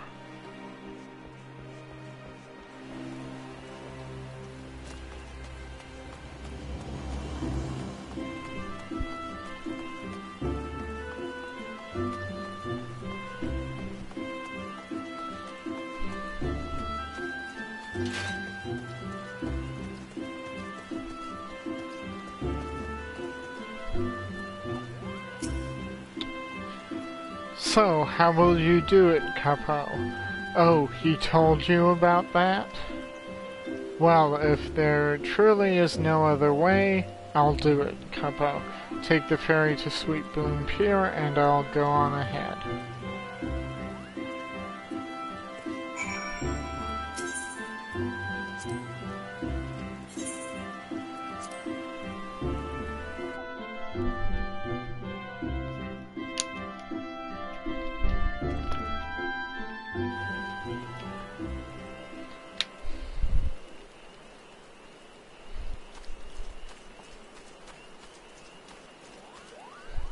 Uh-oh. What's going on there? Don't you dare lie to me, Capo. I know what you're planning, and I won't allow it. Kepler-Kop. Open your eyes, Capo. The king will never be satisfied, no matter how many crystals you bring him.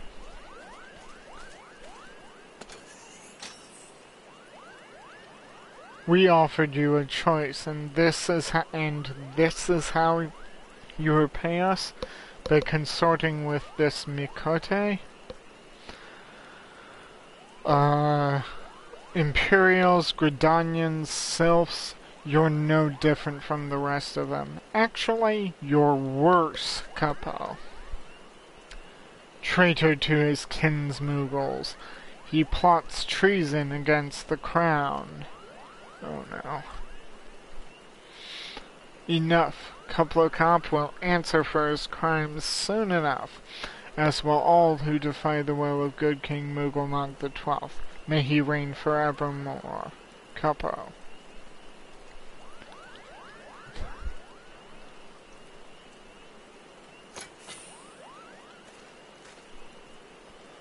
The king is planning to purge the 12's word of his enemies, Capo. We've got to stop him before it's too late.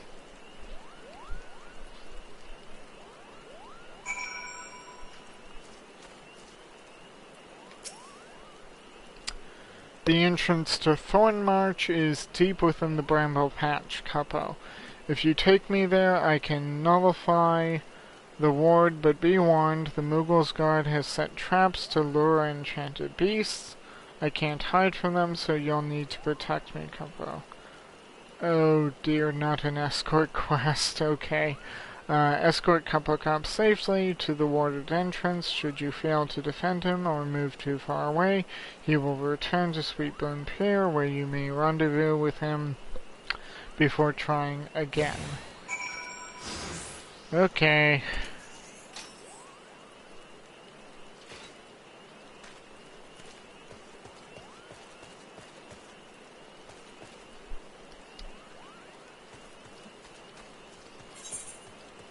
I mean, personally, I wish I could.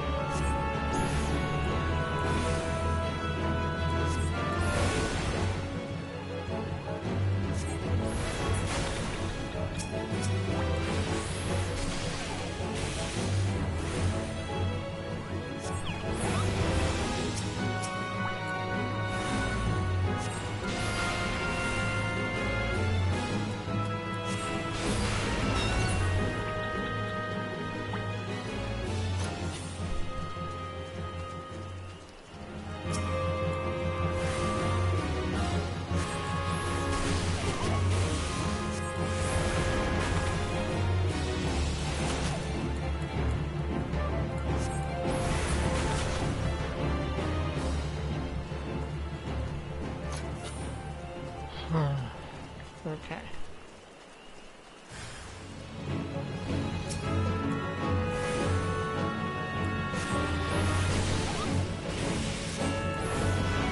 Oh.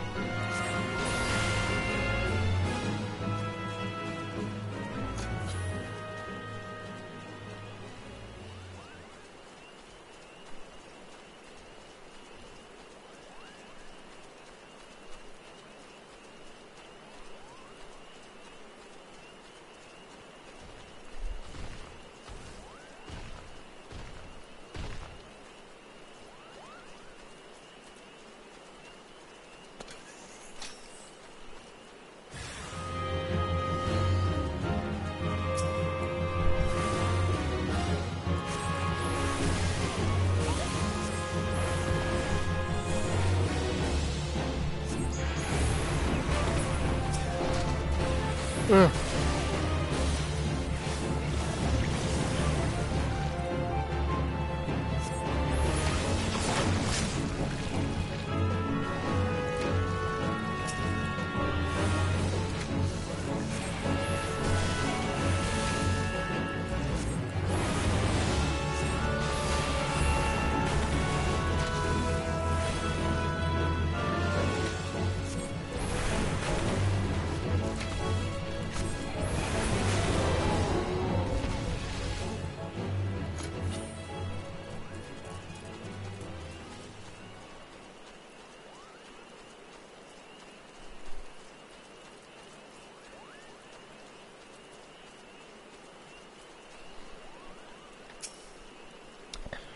We're here, Capo. I don't see any more beasts, do you?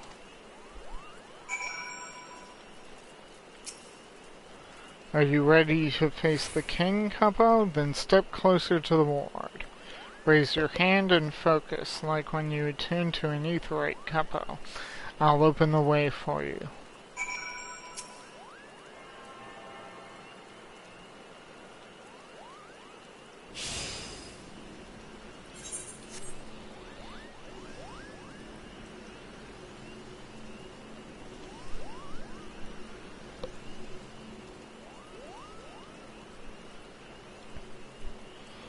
The rest is up to you, Capo. Now go and teach those foolish Mughals a lesson and send the king back whence he came.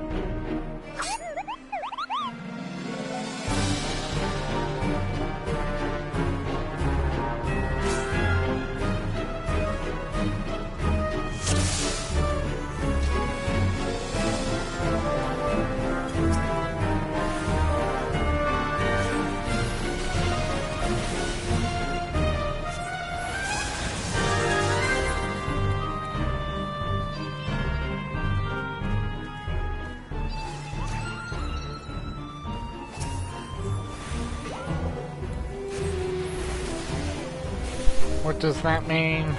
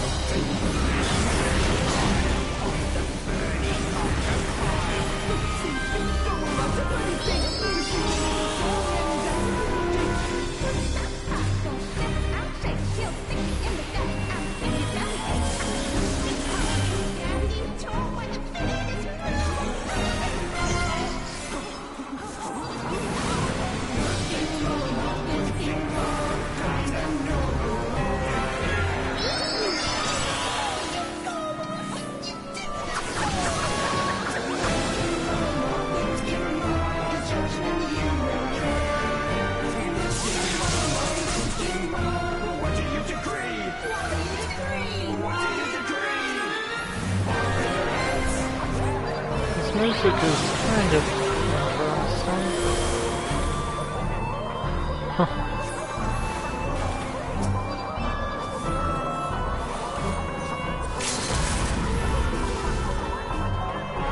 I think we did.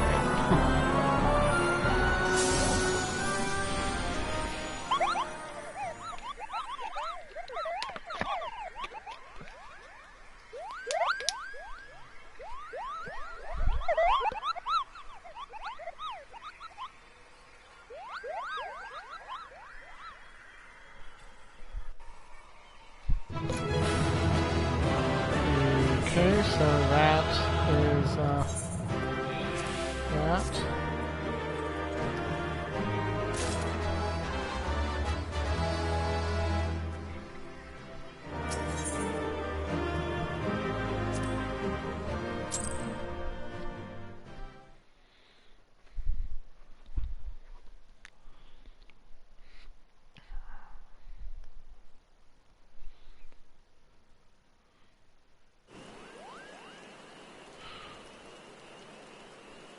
You did it, Capo. You did it. Good King Mugamog the 12th, may his mighty soul rest in peace, is no more.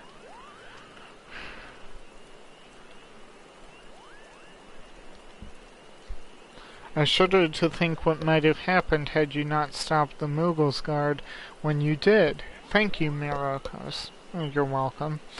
Perhaps now they'll come to their senses and stop playing at fairy tales. Rest assured that the chieftain will have choice words for them too. You should go and tell Puknipak that the king is no more, Capo. She's with Rhea at Camp Tranquil and can relay the news to the chieftain.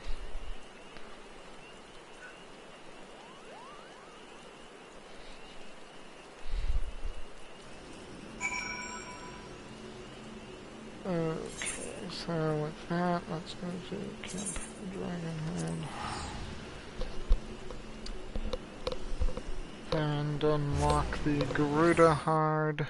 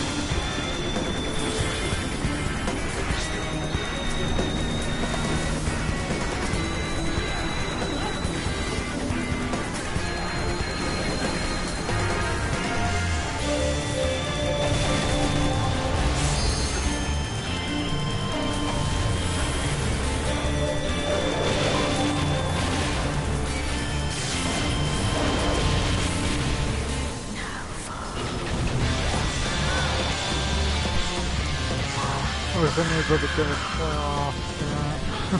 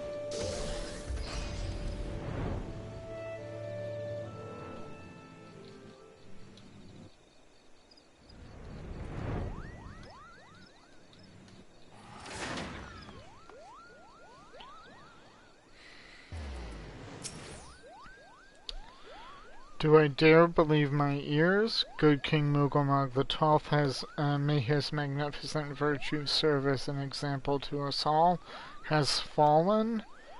All Mughal kind owes you a debt, Capo, and and I sense Rao wishes to congratulate you as well. I shall let you two speak without fear of interruption.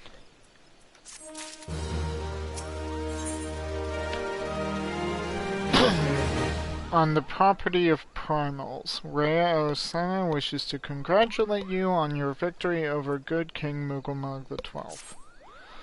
Your bravery in service to the Twelveswood and her Mughals shall not be forgotten, Myrokos. My sister will doubtless wish to hear the tale of this great victory from the mouth of the man responsible. Pray return to the Lotus Stand and treat her to a full account of the day's events while the details are yet fresh in your mind. Okay.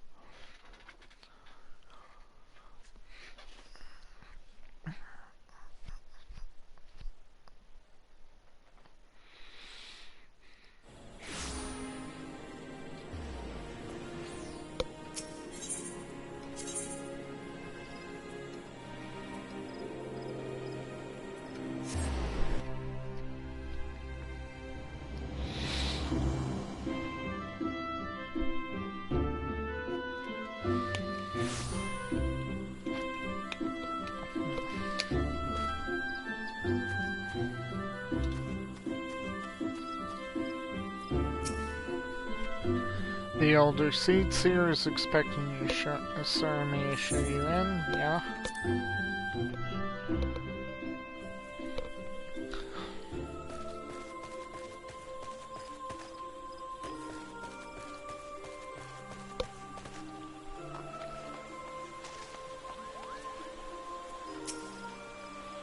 Myrokos, Cup says you killed the king. I am pleased, of course, but it completely spoiled the end of your story. Silly Mughal. By Louis Sua's definition, the late King Mughal the XII was indeed a primal, but how can that be? It defies all precedent. Everyone wants to hear your tale, Capo. What are you waiting for? Tell them, tell them. And yet you told them already. Myrokos. You are returned to us, unharmed and victorious. Thus, have I 2 reasons to be glad. Yet many questions remain unanswered. If you would be so kind as to oblige me, I would fain hear all that occurred in Thornmarch. The Mughals guard kind of betrayed their people and summoned a primal, blah blah blah. Then it is as we feared. The king really is a primal. But he really isn't, is he? I mean, the Mughals don't worship him, for one thing. He's not even a god to them. That doesn't sound like any primal I've ever heard of. Then mayhap the fault lies with the definition. The fact remains that through a combination of power contained in crystals, the force of their collective faith, the Mughals called forth a being that by rights should not exist.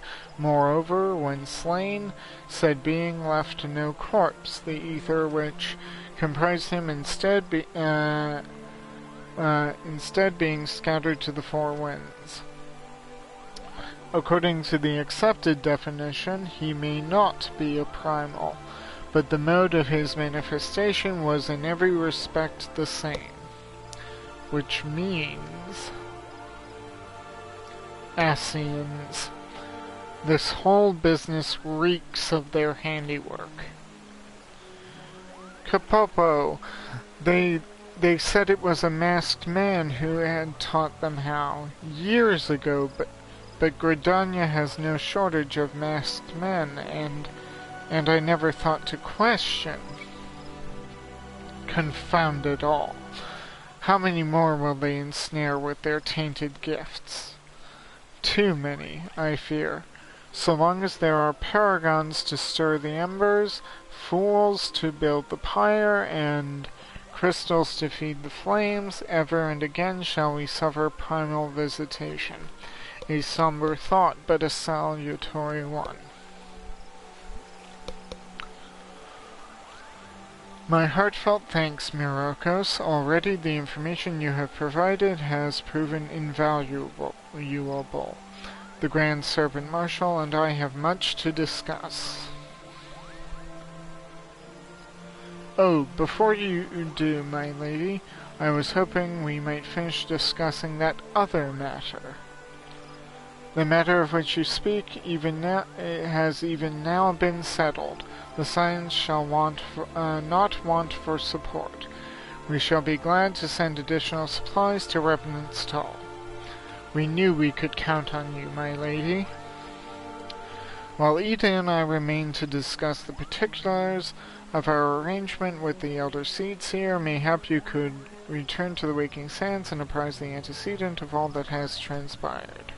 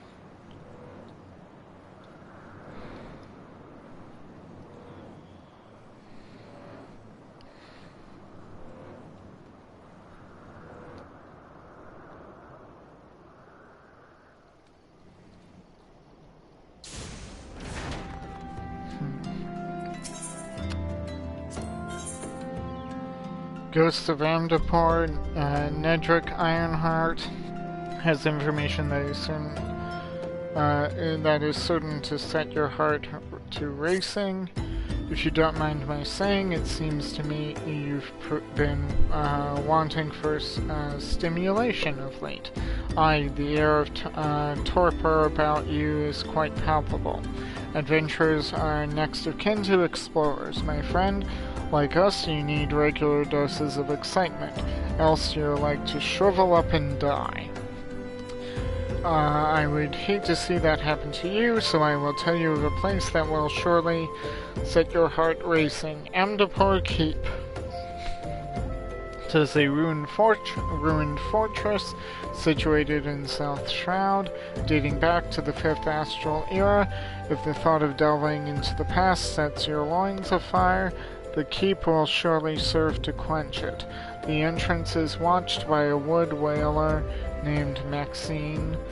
Give her my name and she will tell you all you need to know. And the weaponsmith of legend. Nedrick appears concerned about your equipment.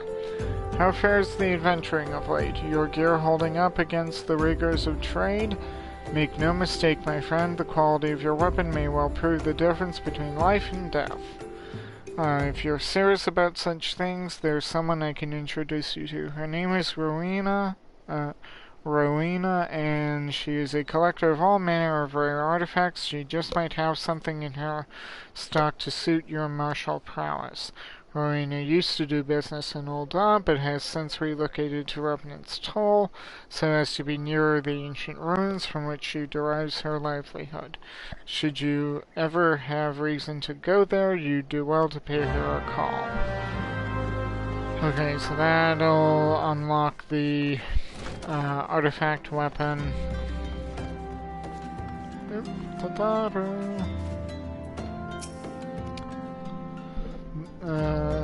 The Garland threat may have abated, but there is no end to the work we Scions do. In our own unique ways, may every one of us search better yours. Yeah, it's the same thing. She says. It's just sometimes it changes over time, which is good. But other times it doesn't. So, while I'm here, there's one more. Ishtola, in a Titan spot. Ishtola would entrust you with the titanic task of defeating a greatly strengthened Titan. So both Ifrit and Garuda are now vanquished by your hands. Truly, you have earned yourself a rest. Would that you had the luxury of time to enjoy it. It pains me to say that Titan has also returned, and with a vengeance. As was the case with his primal brethren, he has grown stronger than he was before. When I went about my investigation, all indications suggested that the kobolds were nowhere near ready to resume their summoning rites. But it turns out they were deceiving us. I should have known better. The kobold's subterranean domain runs deep, and they can easily hoard crystals, with our being none the wiser, and a vast hoard it must have been. Till now, Garuda was the most powerful primal among the 3 recently active primals, but according to our latest readings, Titan has usurped that honor. A primal's might is determined by 2 factors: the amount of crystals it has gorged upon and the fervor of its believers. I would like nothing more than to measure precisely how strong the Lord of Crags has become, but I fear the time for such prudence has run out. We have already received an official request of assistance from the Maelstrom, and as you might expect, it is addressed to you. Of course it is. For your previous encounter with Titan, you traveled to his domain by way of the aetheryte first discovered by the Company of Heroes. Sad to say, this aetheryte no longer seems to respond. Dang. But do not despair, for the Maelstrom has reportedly found another in its place. You will want to speak with Commander Riki at the Maelstrom Command for details. I cannot stress this enough, but Titan has grown fearsome, strong. See to it you spare no preparation. Whew. Well, first things first.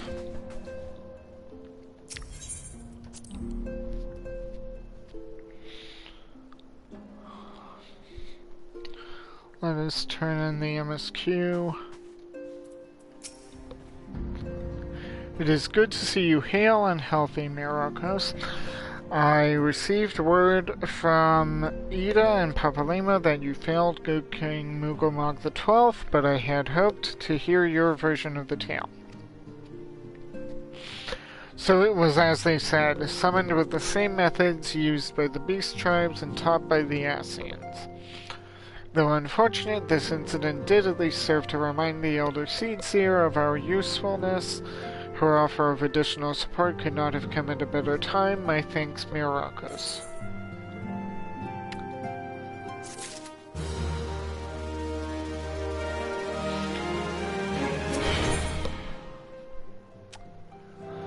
The time has come at last, the Gifted. The time has come at last to leave Vesper Bay, and Menphilio would apprise you of the final details of the move. Let me get Void Sent Blood. Owing to the tireless efforts of all concerned, we are, at long last, ready to bid farewell to Vesper Bay. So as to avoid drawing undue attention, we shall make the journey to Revenant's Toll in small groups, departing at irregular intervals. Lest you doubt, it is still my intention to conduct future operations openly, but on this particular occasion, the need for caution overrides all other concerns. To move north as one ponderous caravan would only serve to invite attack. It seemed only right that I should be the last to leave, and I would have you remain with me until the end, Myrokos. Upon my departure, the Waking Sands will formally cease to be our headquarters, and the premises will be given into the care of Urianger. I had thought to relinquish the property, but he was quite adamant, and I had not the heart to disagree. These walls have borne witness to some of the brightest and darkest moments in our Order's history. Mayhap it is best that we do not forsake them entirely. Urianger shall remain here and devote his energies to studying the nature of primals. By the grace of the 12, he will one day discover the permanent solution that we have sought for so long. Of course, he will not be alone. Alize shall continue to work closely with him as well. I haven't seen Alize. Wherever could she be? Should they require our assistance, I have their assurances they will not hesitate to contact us. Speaking of Urianger, would you inquire of him if any tasks remain undone? I cannot escape the feeling that I have forgotten something important. Okay.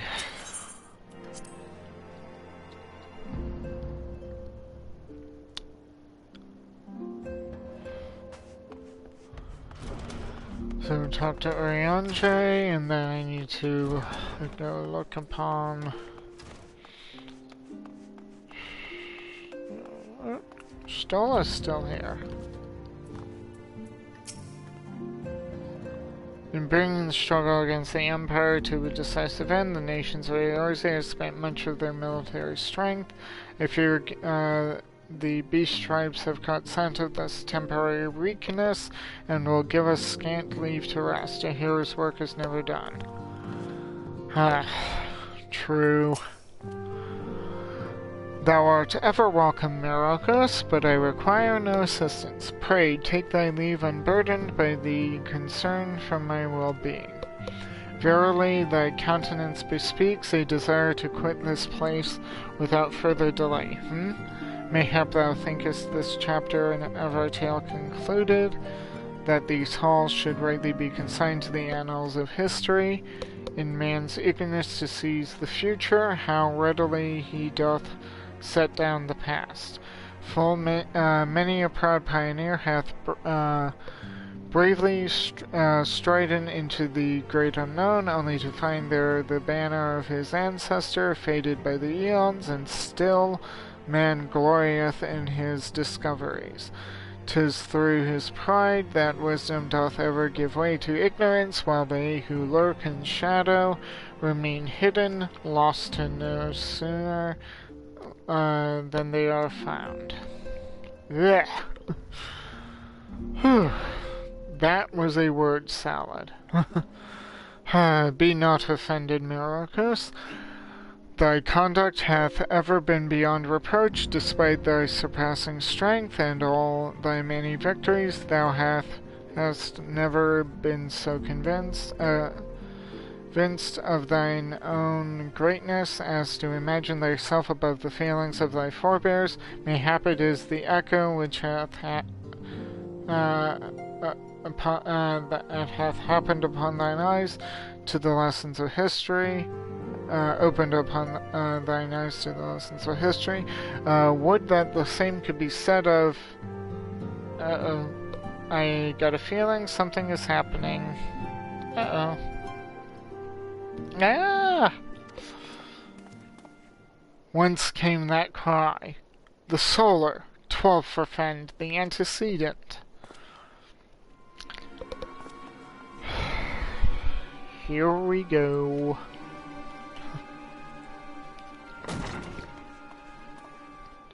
Minfilia? No, what? How? Myrokos, you must... here we go.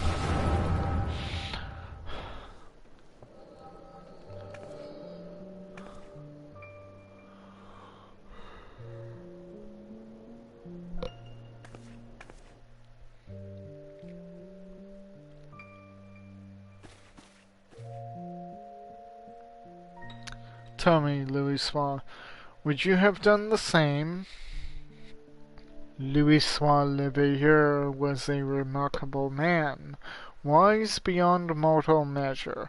Would that I had met him prior to his passing. Oh dear. Anassian, here, how readily you see. You are indeed gifted, antecedent. But you are not like the others. Your robes. Gifted, but ignorant. Yet I shall not judge you harshly. The fault lies with your forebears. It has been millennia. Mine, Siri, unlike he who came before, I have no quarrel with you. He who... You speak of La Habrea. La Habrea is a warrior. He fought. He fell. He may yet learn from his mistakes. Then he is still... Come, I only confirm that which you already knew. There is no cessation of no oblivion, only expulsion. What are...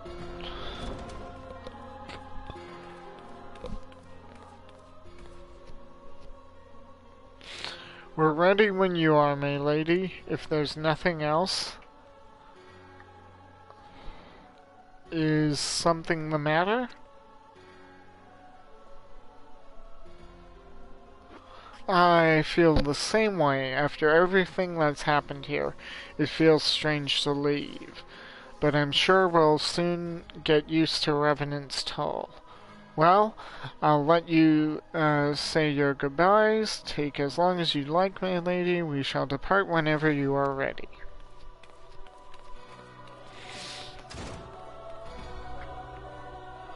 It is only to be expected.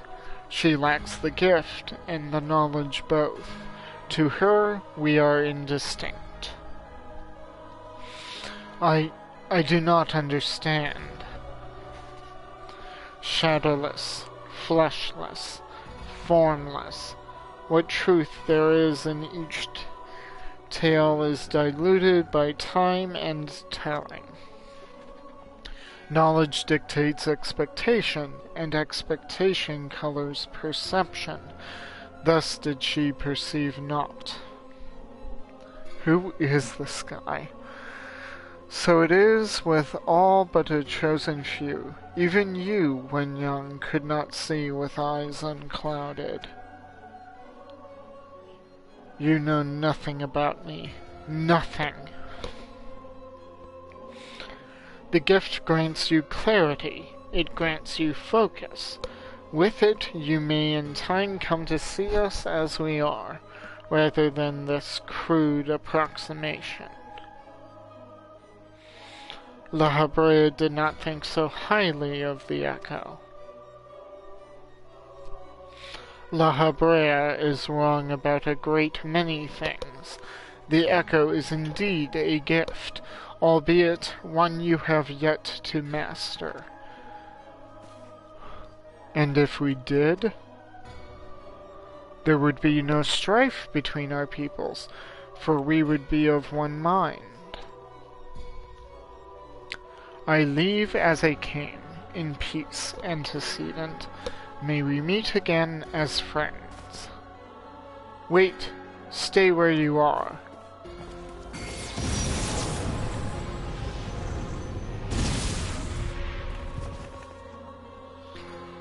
Mayhap I was indelicate. 'Tis a mercy she shields her children from his grace with such resolve. Was it also by her hand that you survived the ardor, I wonder?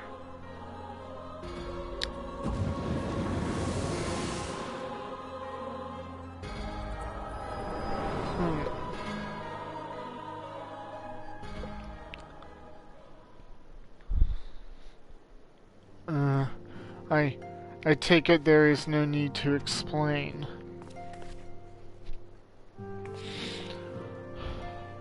Save your concern. He did me no lasting harm. Whatever his intention was, it was not to kill.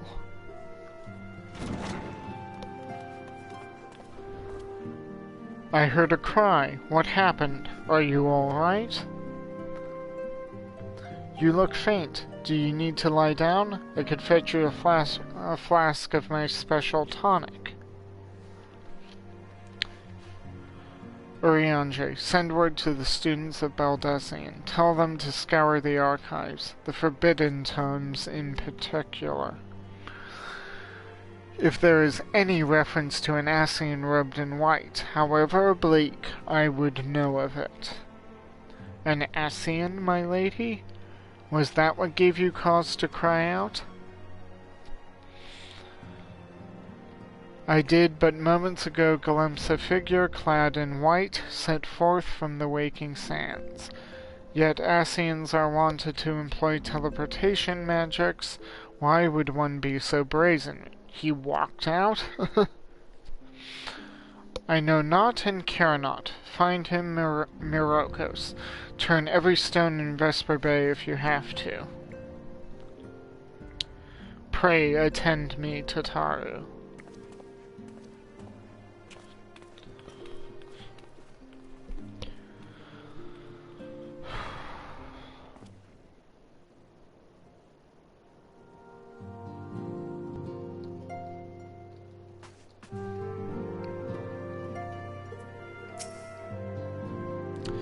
He speaks of peace, but I know his words belie his true intent.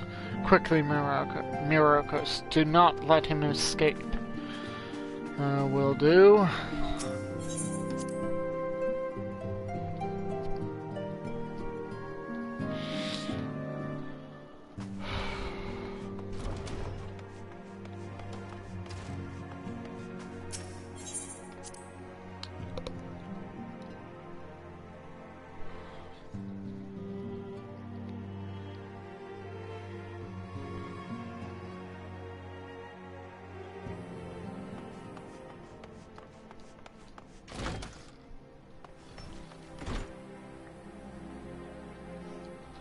Okay, and I have no gift shell grains.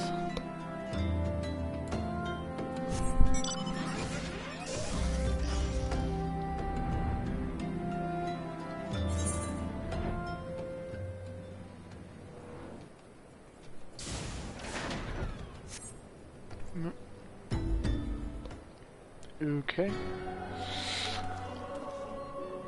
I am told that you are the warrior of light, but I would know for myself. I shall walk north, and you may choose to follow. Know, however, that you will be waylaid if you do. You may even perish. Should you survive, we shall speak anon.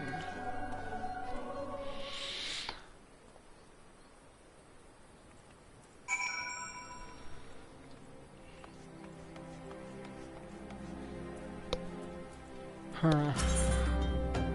Let's see. Yes, I do need to repair.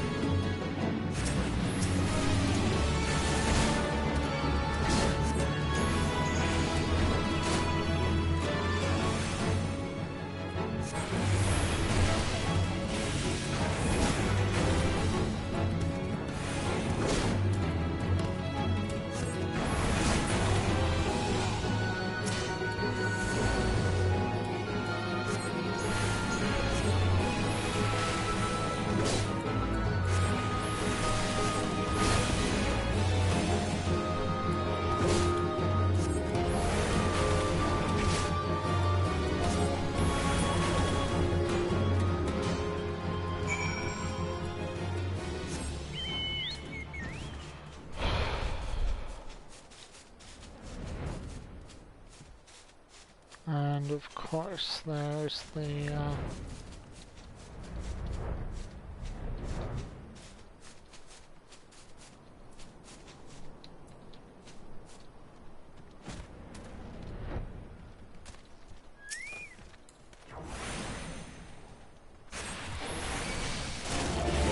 oh no, I didn't know. Damn it.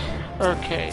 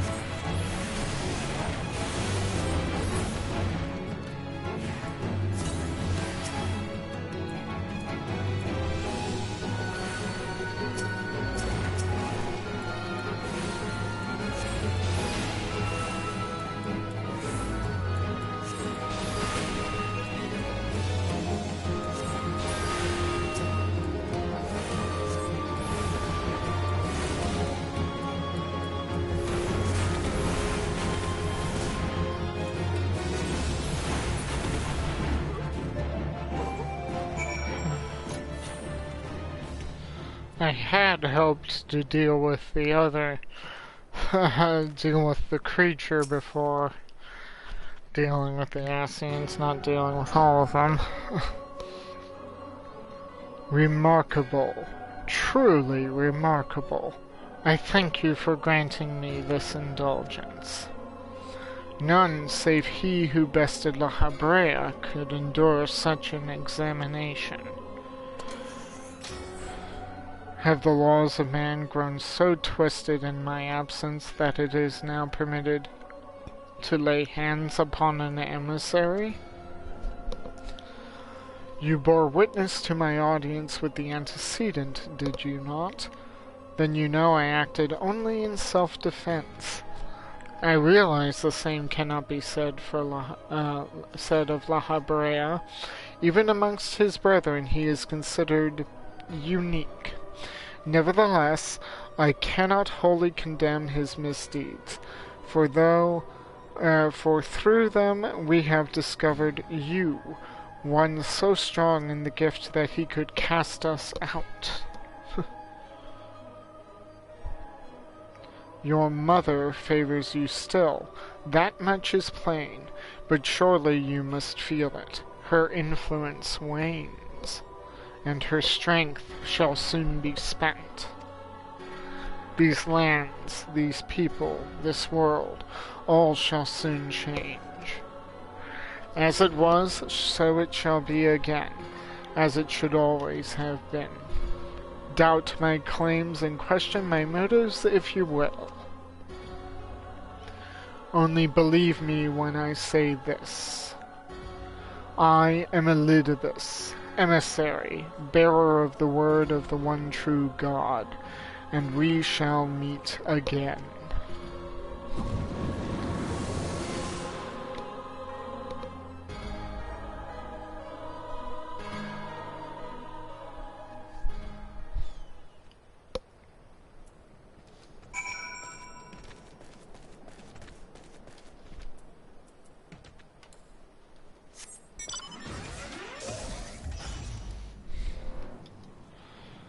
Well, that was an experience.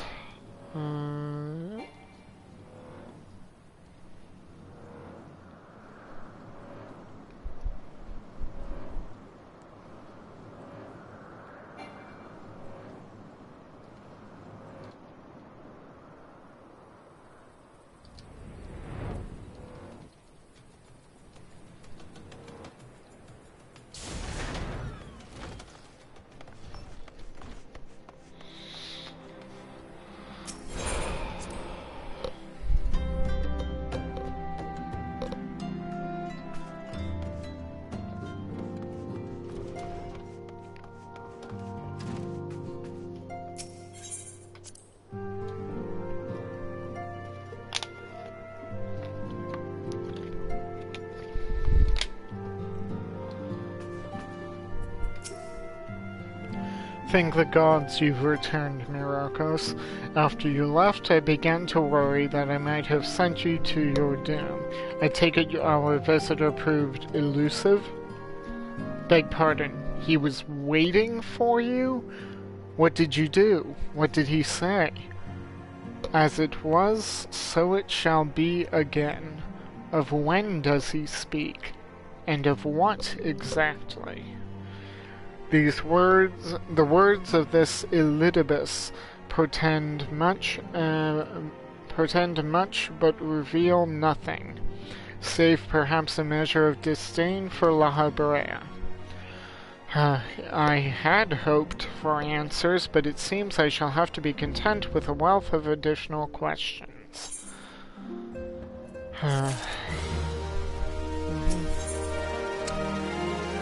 Build on the stone.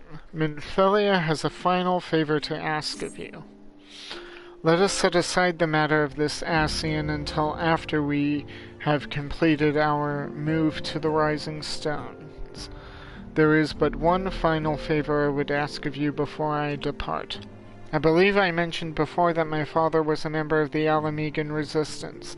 The truth, however, is more complicated than that. As far as the Empire knew, he was their spy.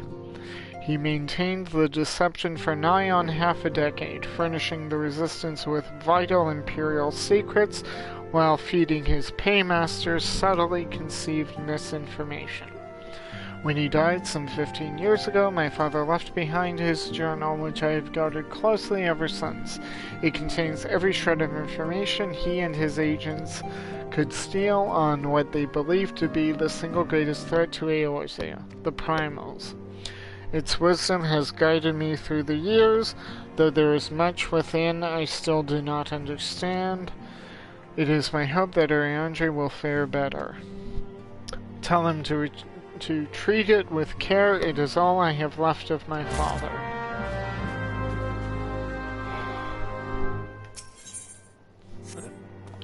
Last chance to speak with Minfilia here.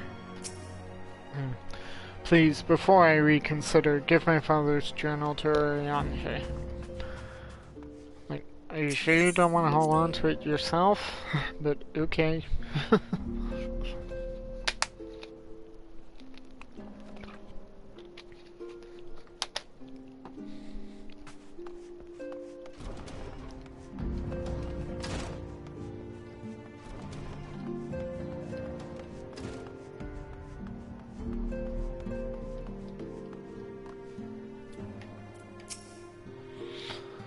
I thought thee departed. To what end dost thou linger? Warburton's Journal, the legacy of Minfilia's father, who perished in the parade incident of 1562 when a Gubu broke free of its magical fetters and ran amok through the streets of Ul'dah. Contains a wealth of stolen imperial research on the primals, as well as other information which has yet to be deciphered. The father's final bequest, the daughter's lifelong labor. It is no small thing to surrender such a cherished memento. Well can I imagine the antecedent's pain. Upon mine honor, I swear to spare no effort in the study of these materials, lest my lady's sacrifice be in vain.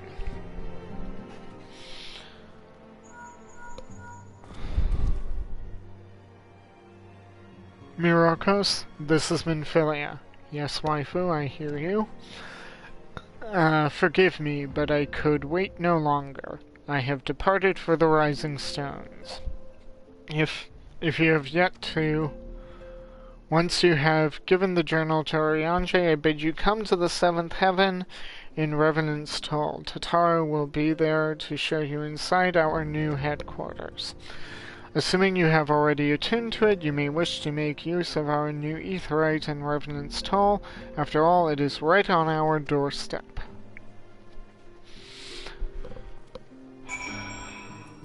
You have a blue crest. The king lives. Ariandre wishes to speak with you about the royal return of good King Mughal the 12th. I'll leave this be for now.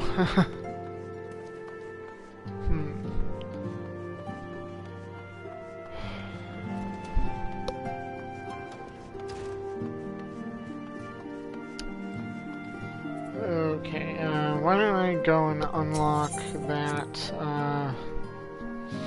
Titan Hard, and then I'll go to Revenant's Toll.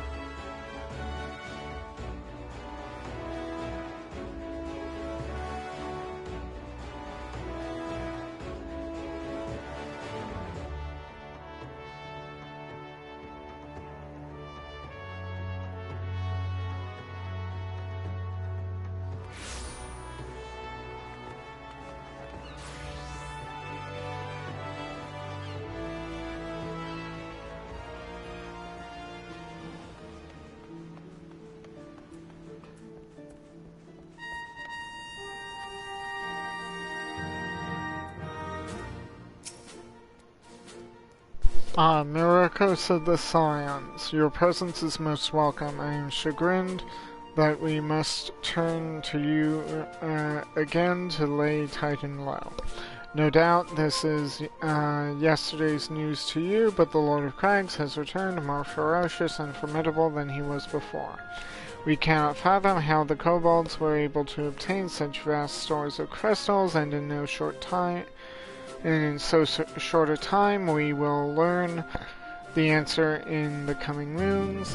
I suspect, but first things first, we need you to vanquish Titan before he and the kobolds have a chance to wreak havoc on Limsa Laminsa. You have failed the primal before, and we believe you can emerge victorious once more. We've learned of a new aetheroid that will take you to the navel. It's situated deep within Ugamora Mines. Not the most convenient of locations, admittedly, so you'll have to cut yourself a path. Please make all haste. Titan's mere presence emboldens the kobolds, and 'tis only a matter of time before they move in force against us. May the Navigator guide you on your way, Myrokos.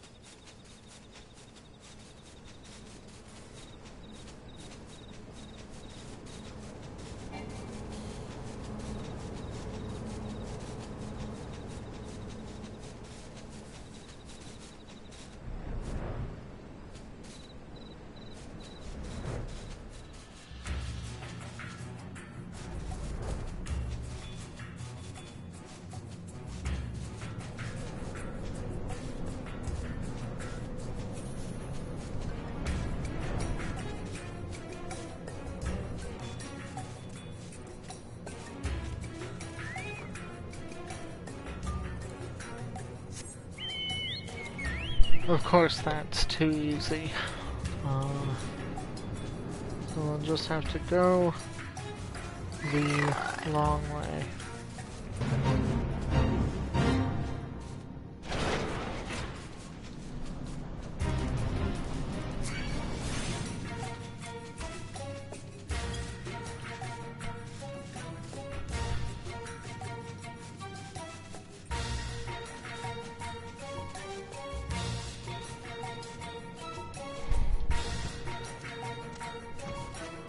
What the?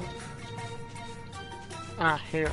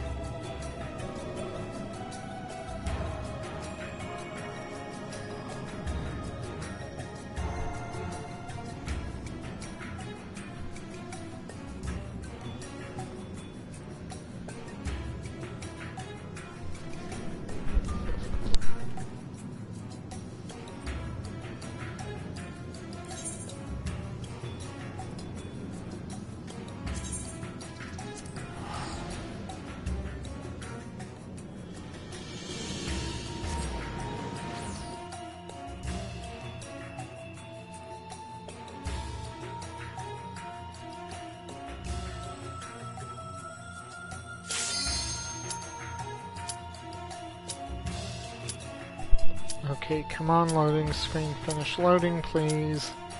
I'd really hate to miss. Okay.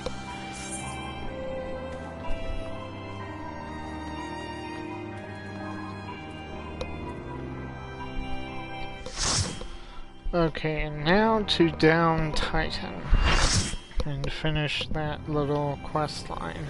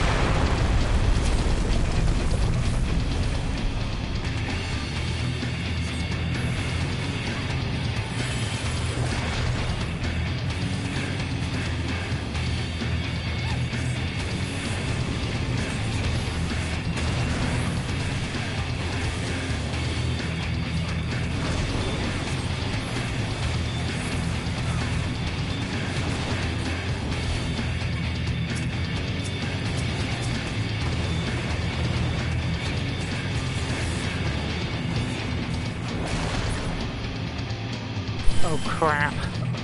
Ah. Ouch. Ooh. I thought I got out of the way, but damn. Well, you can at least watch the others.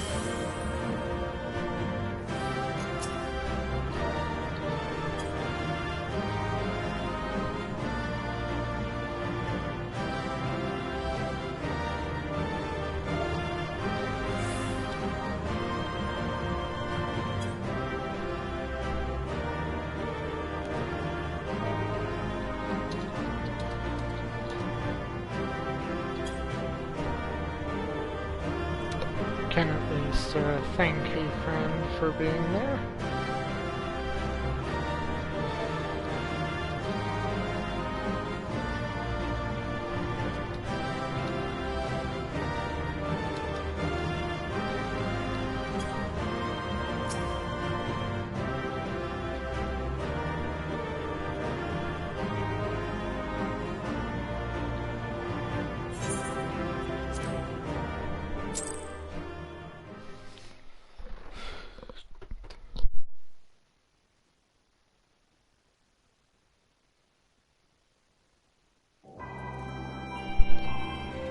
I must have just been within that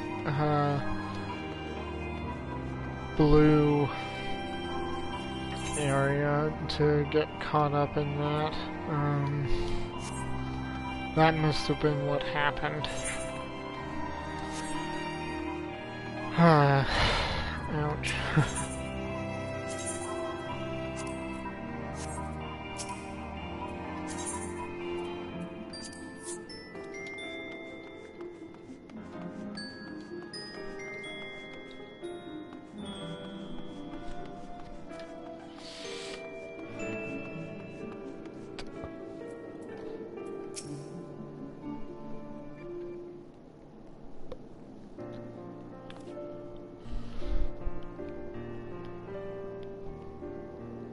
Oh, Myrokos, you're here. Good, good. We were all wondering when you'd show up. Yeah, you see, I had to go deal with those primals. There were a number of primals that came up. I just dealt with the Titan, so that should be taken care of. More or less, I think I need to turn in that quest, but whatever. Yeah. I made it, didn't I? As I was just telling your restive receptionist here, I am pleased to inform you that all the documents have been prepared and all signatures signed. The Rising Stones is officially yours. Splendid. From this day forward, I shall spare no effort in seeing it as the welcoming and comfortable home for us as the Waking Sands ever was. That said, this is all somewhat intimidating, is it not? So many unfamiliar places, and unfamiliar faces.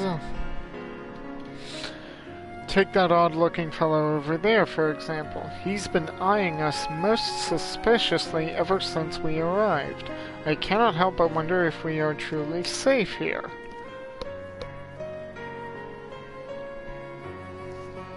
That man. I can't say I've spoken to him myself, but rumor has it he's come to hunt for ancient treasures in the Crystal Tower. You've seen the structure I speak of, no? It'd be hard to miss. It's that thing right there, which is going to become presumably very important since they're making such an effort to point us at it right now. That massive pillar of shining crystal that looms high over the land just to the southeast of here. If the tales are to be believed, it is a remnant of some ancient civilization.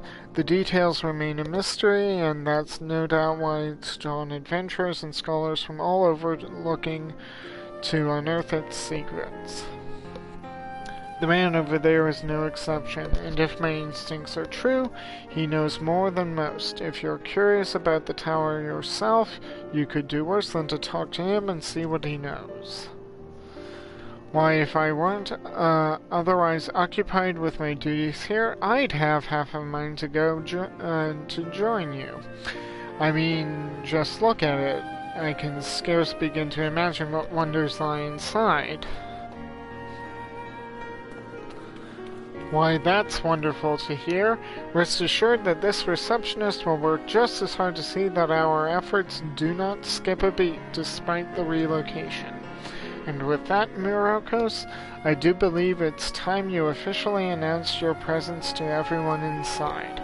The antecedent and the others will surely be overjoyed to see you.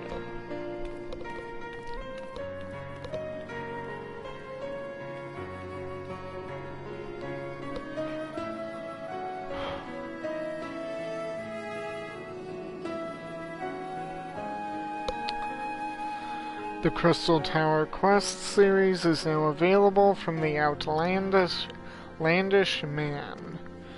In order to progress with the main scenario, you must first complete certain quests in the Crystal Tower series.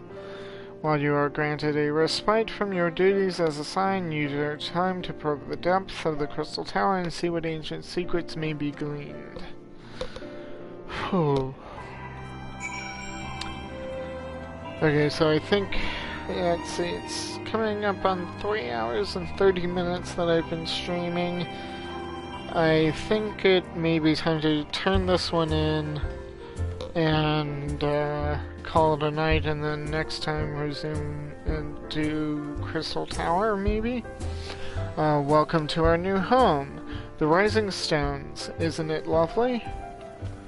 But why are you standing around out here talking to me? Everyone's waiting for you inside.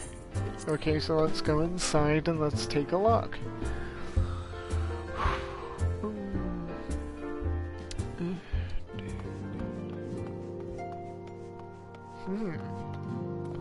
Well, this isn't bad. Ooh, who's this? New person. I did not realize the signs had moved until I arrived in Vesper Bay. Thankfully, Orianche was kind enough to direct me here. I know I've only just joined, but if there is anything I can do to help, please let me know. Oh, we got a new person. Nice, welcome. Stola. As you can see, our Charlian allies have furnished us with a wealth of new tomes. 'Twould be prudent for you to broaden your knowledge as well. Yeah, but I can't pick up the books. So I guess I'm not broadening my knowledge as well. As ravishing as ever. Perhaps for old time's sake she would... Gods, Myrokos. Don't sneak up on me like that. We bards are an easily startled lot. Walk up on you, you saw me coming right at you. Flamine. Oh, you wish to help? That's very kind of you, but I can manage on my own. Besides, you should be out having grand adventures, not withering away here with me. Withering? Good heavens, you're the picture of health. Isn't Flamine the picture of health? She's fine. Oh, Wheeze, the horror, the horror. So here we are, completely independent and unquestionably neutral, or at least more so than before.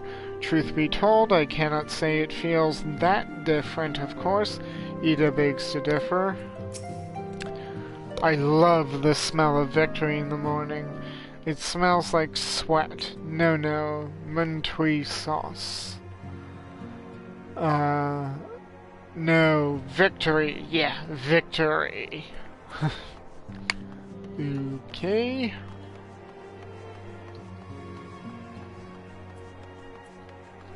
Okay, Redditor, clearly have a look of someone something to say.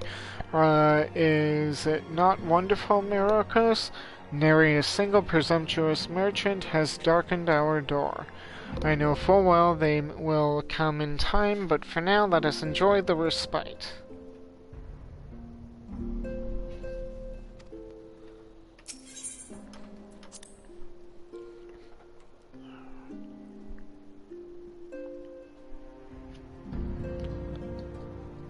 Ooh, okay, so here we have those people. We got chairs. Oh, wow, we got chairs. Great. Yeah.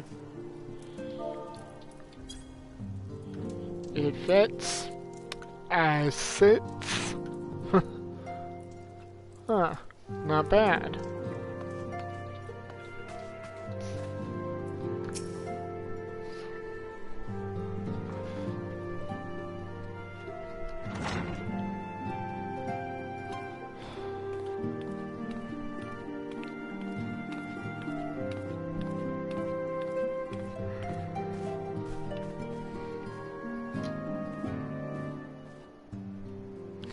Well, it is certainly spacious.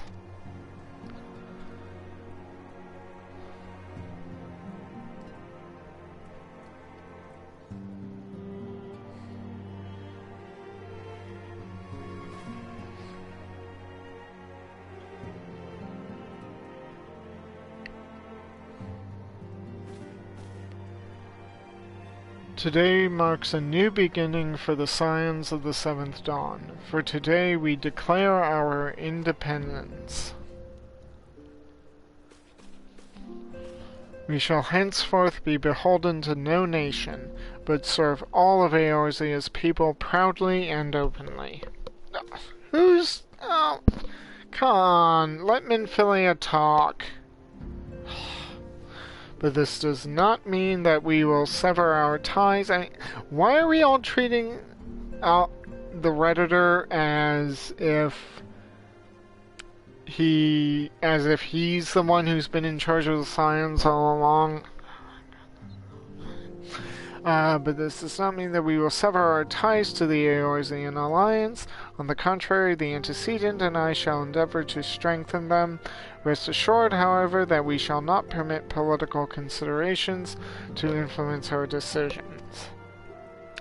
Our identity remains unchanged, as does our cause.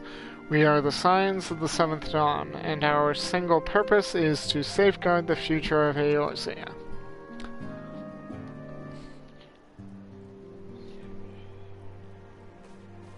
For Eorzea.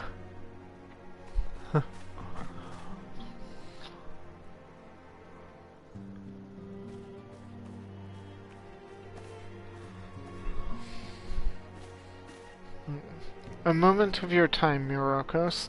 I would speak of Elidibus. Okay.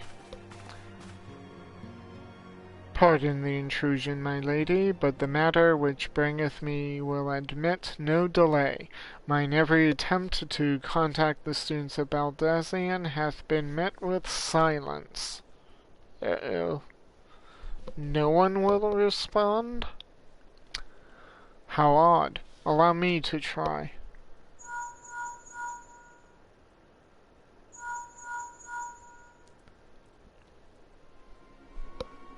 No response. Surely they would not ignore us. They have never yet, my lady. I fear we must assume the worst. No, I will not believe it. An outpost, perhaps, but not their headquarters. Their wards are beyond circumvention. Had they come under attack, they would most certainly have raised the alarm. None could penetrate their sanctum unnoticed. But for those who lack the gift and the knowledge both... Oh no. Contact their agents in the field at once. If aught has befallen the students of Baldesion, they may know of it. Though the thought of it pains me, until such time as we have evidence to the contrary, we can but assume the worst. Accordingly, we must needs seek another source of information on Elidibus. 'Tis possible that others in the homeland are possessed of such knowledge. Be fairly warned, however, they are unlike to yield it unconditionally. Do what you must. The homeland? Yet another unforeseen and unwelcome development. What could be next, I wonder? A visit from a crimson-clad Ascian, perhaps? Or Ulkar? Or Poos? And which of our allies will fall silent? For a time, I thought we had gained the upper hand. When you shattered the crystal of darkness and cast out Lahabrea, I dared to hope that we had found a way to rid ourselves of the Ascian menace. But I was wrong. He endures and may yet return. Upon that point, I have no doubt that Elidibus spoke true. Yet there must be a way to destroy them utterly. a way to spare this world their unholy machinations. I dare not consider the alternative. There are forces at work we do not understand, Myrokos. I discern them all around, in disturbances too great and too numerous to be dismissed. As mere coincidence, doubtless the paragons are involved, but how and to what end is far from clear. I know not what will come, but I do know that we will rise and meet it as one. Ah, my stalwart hero. Your face is a picture of resolve. I know that you will be ready when the time comes. With luck, however, that will not be for a while yet. Pray return to your private affairs. With my blessing you shall arise. Should anything arise, you will be informed.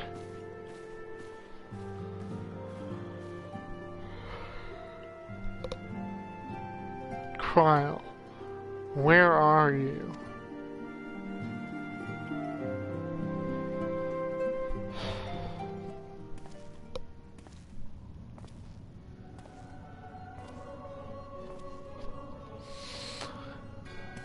Your intercession was not foretold, Nabriales.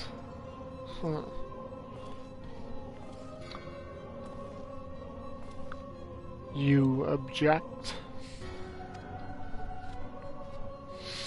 We question. Our plans are in motion. Your intentions unclear. They survived the 7th Ardor, and are stronger now in the gift. Does that not intrigue you?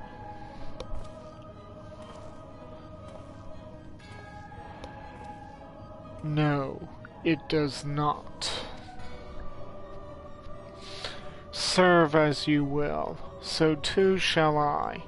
We labor not at cross purposes.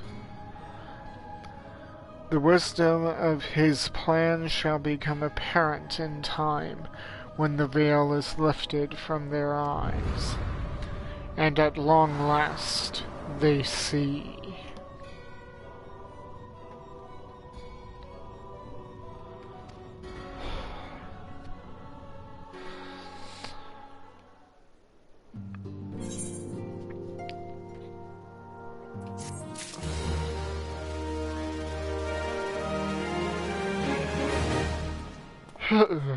Okay, and with that,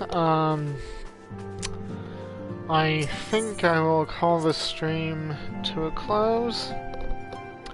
If at any point you liked what you saw, please give a like, share, and subscribe. If you're watching this on YouTube, make certain you click the Twitch link in the description to be able to follow me on Twitch, so you'll be kept apprised of the future times when I go live. Until then, see you anon, friends.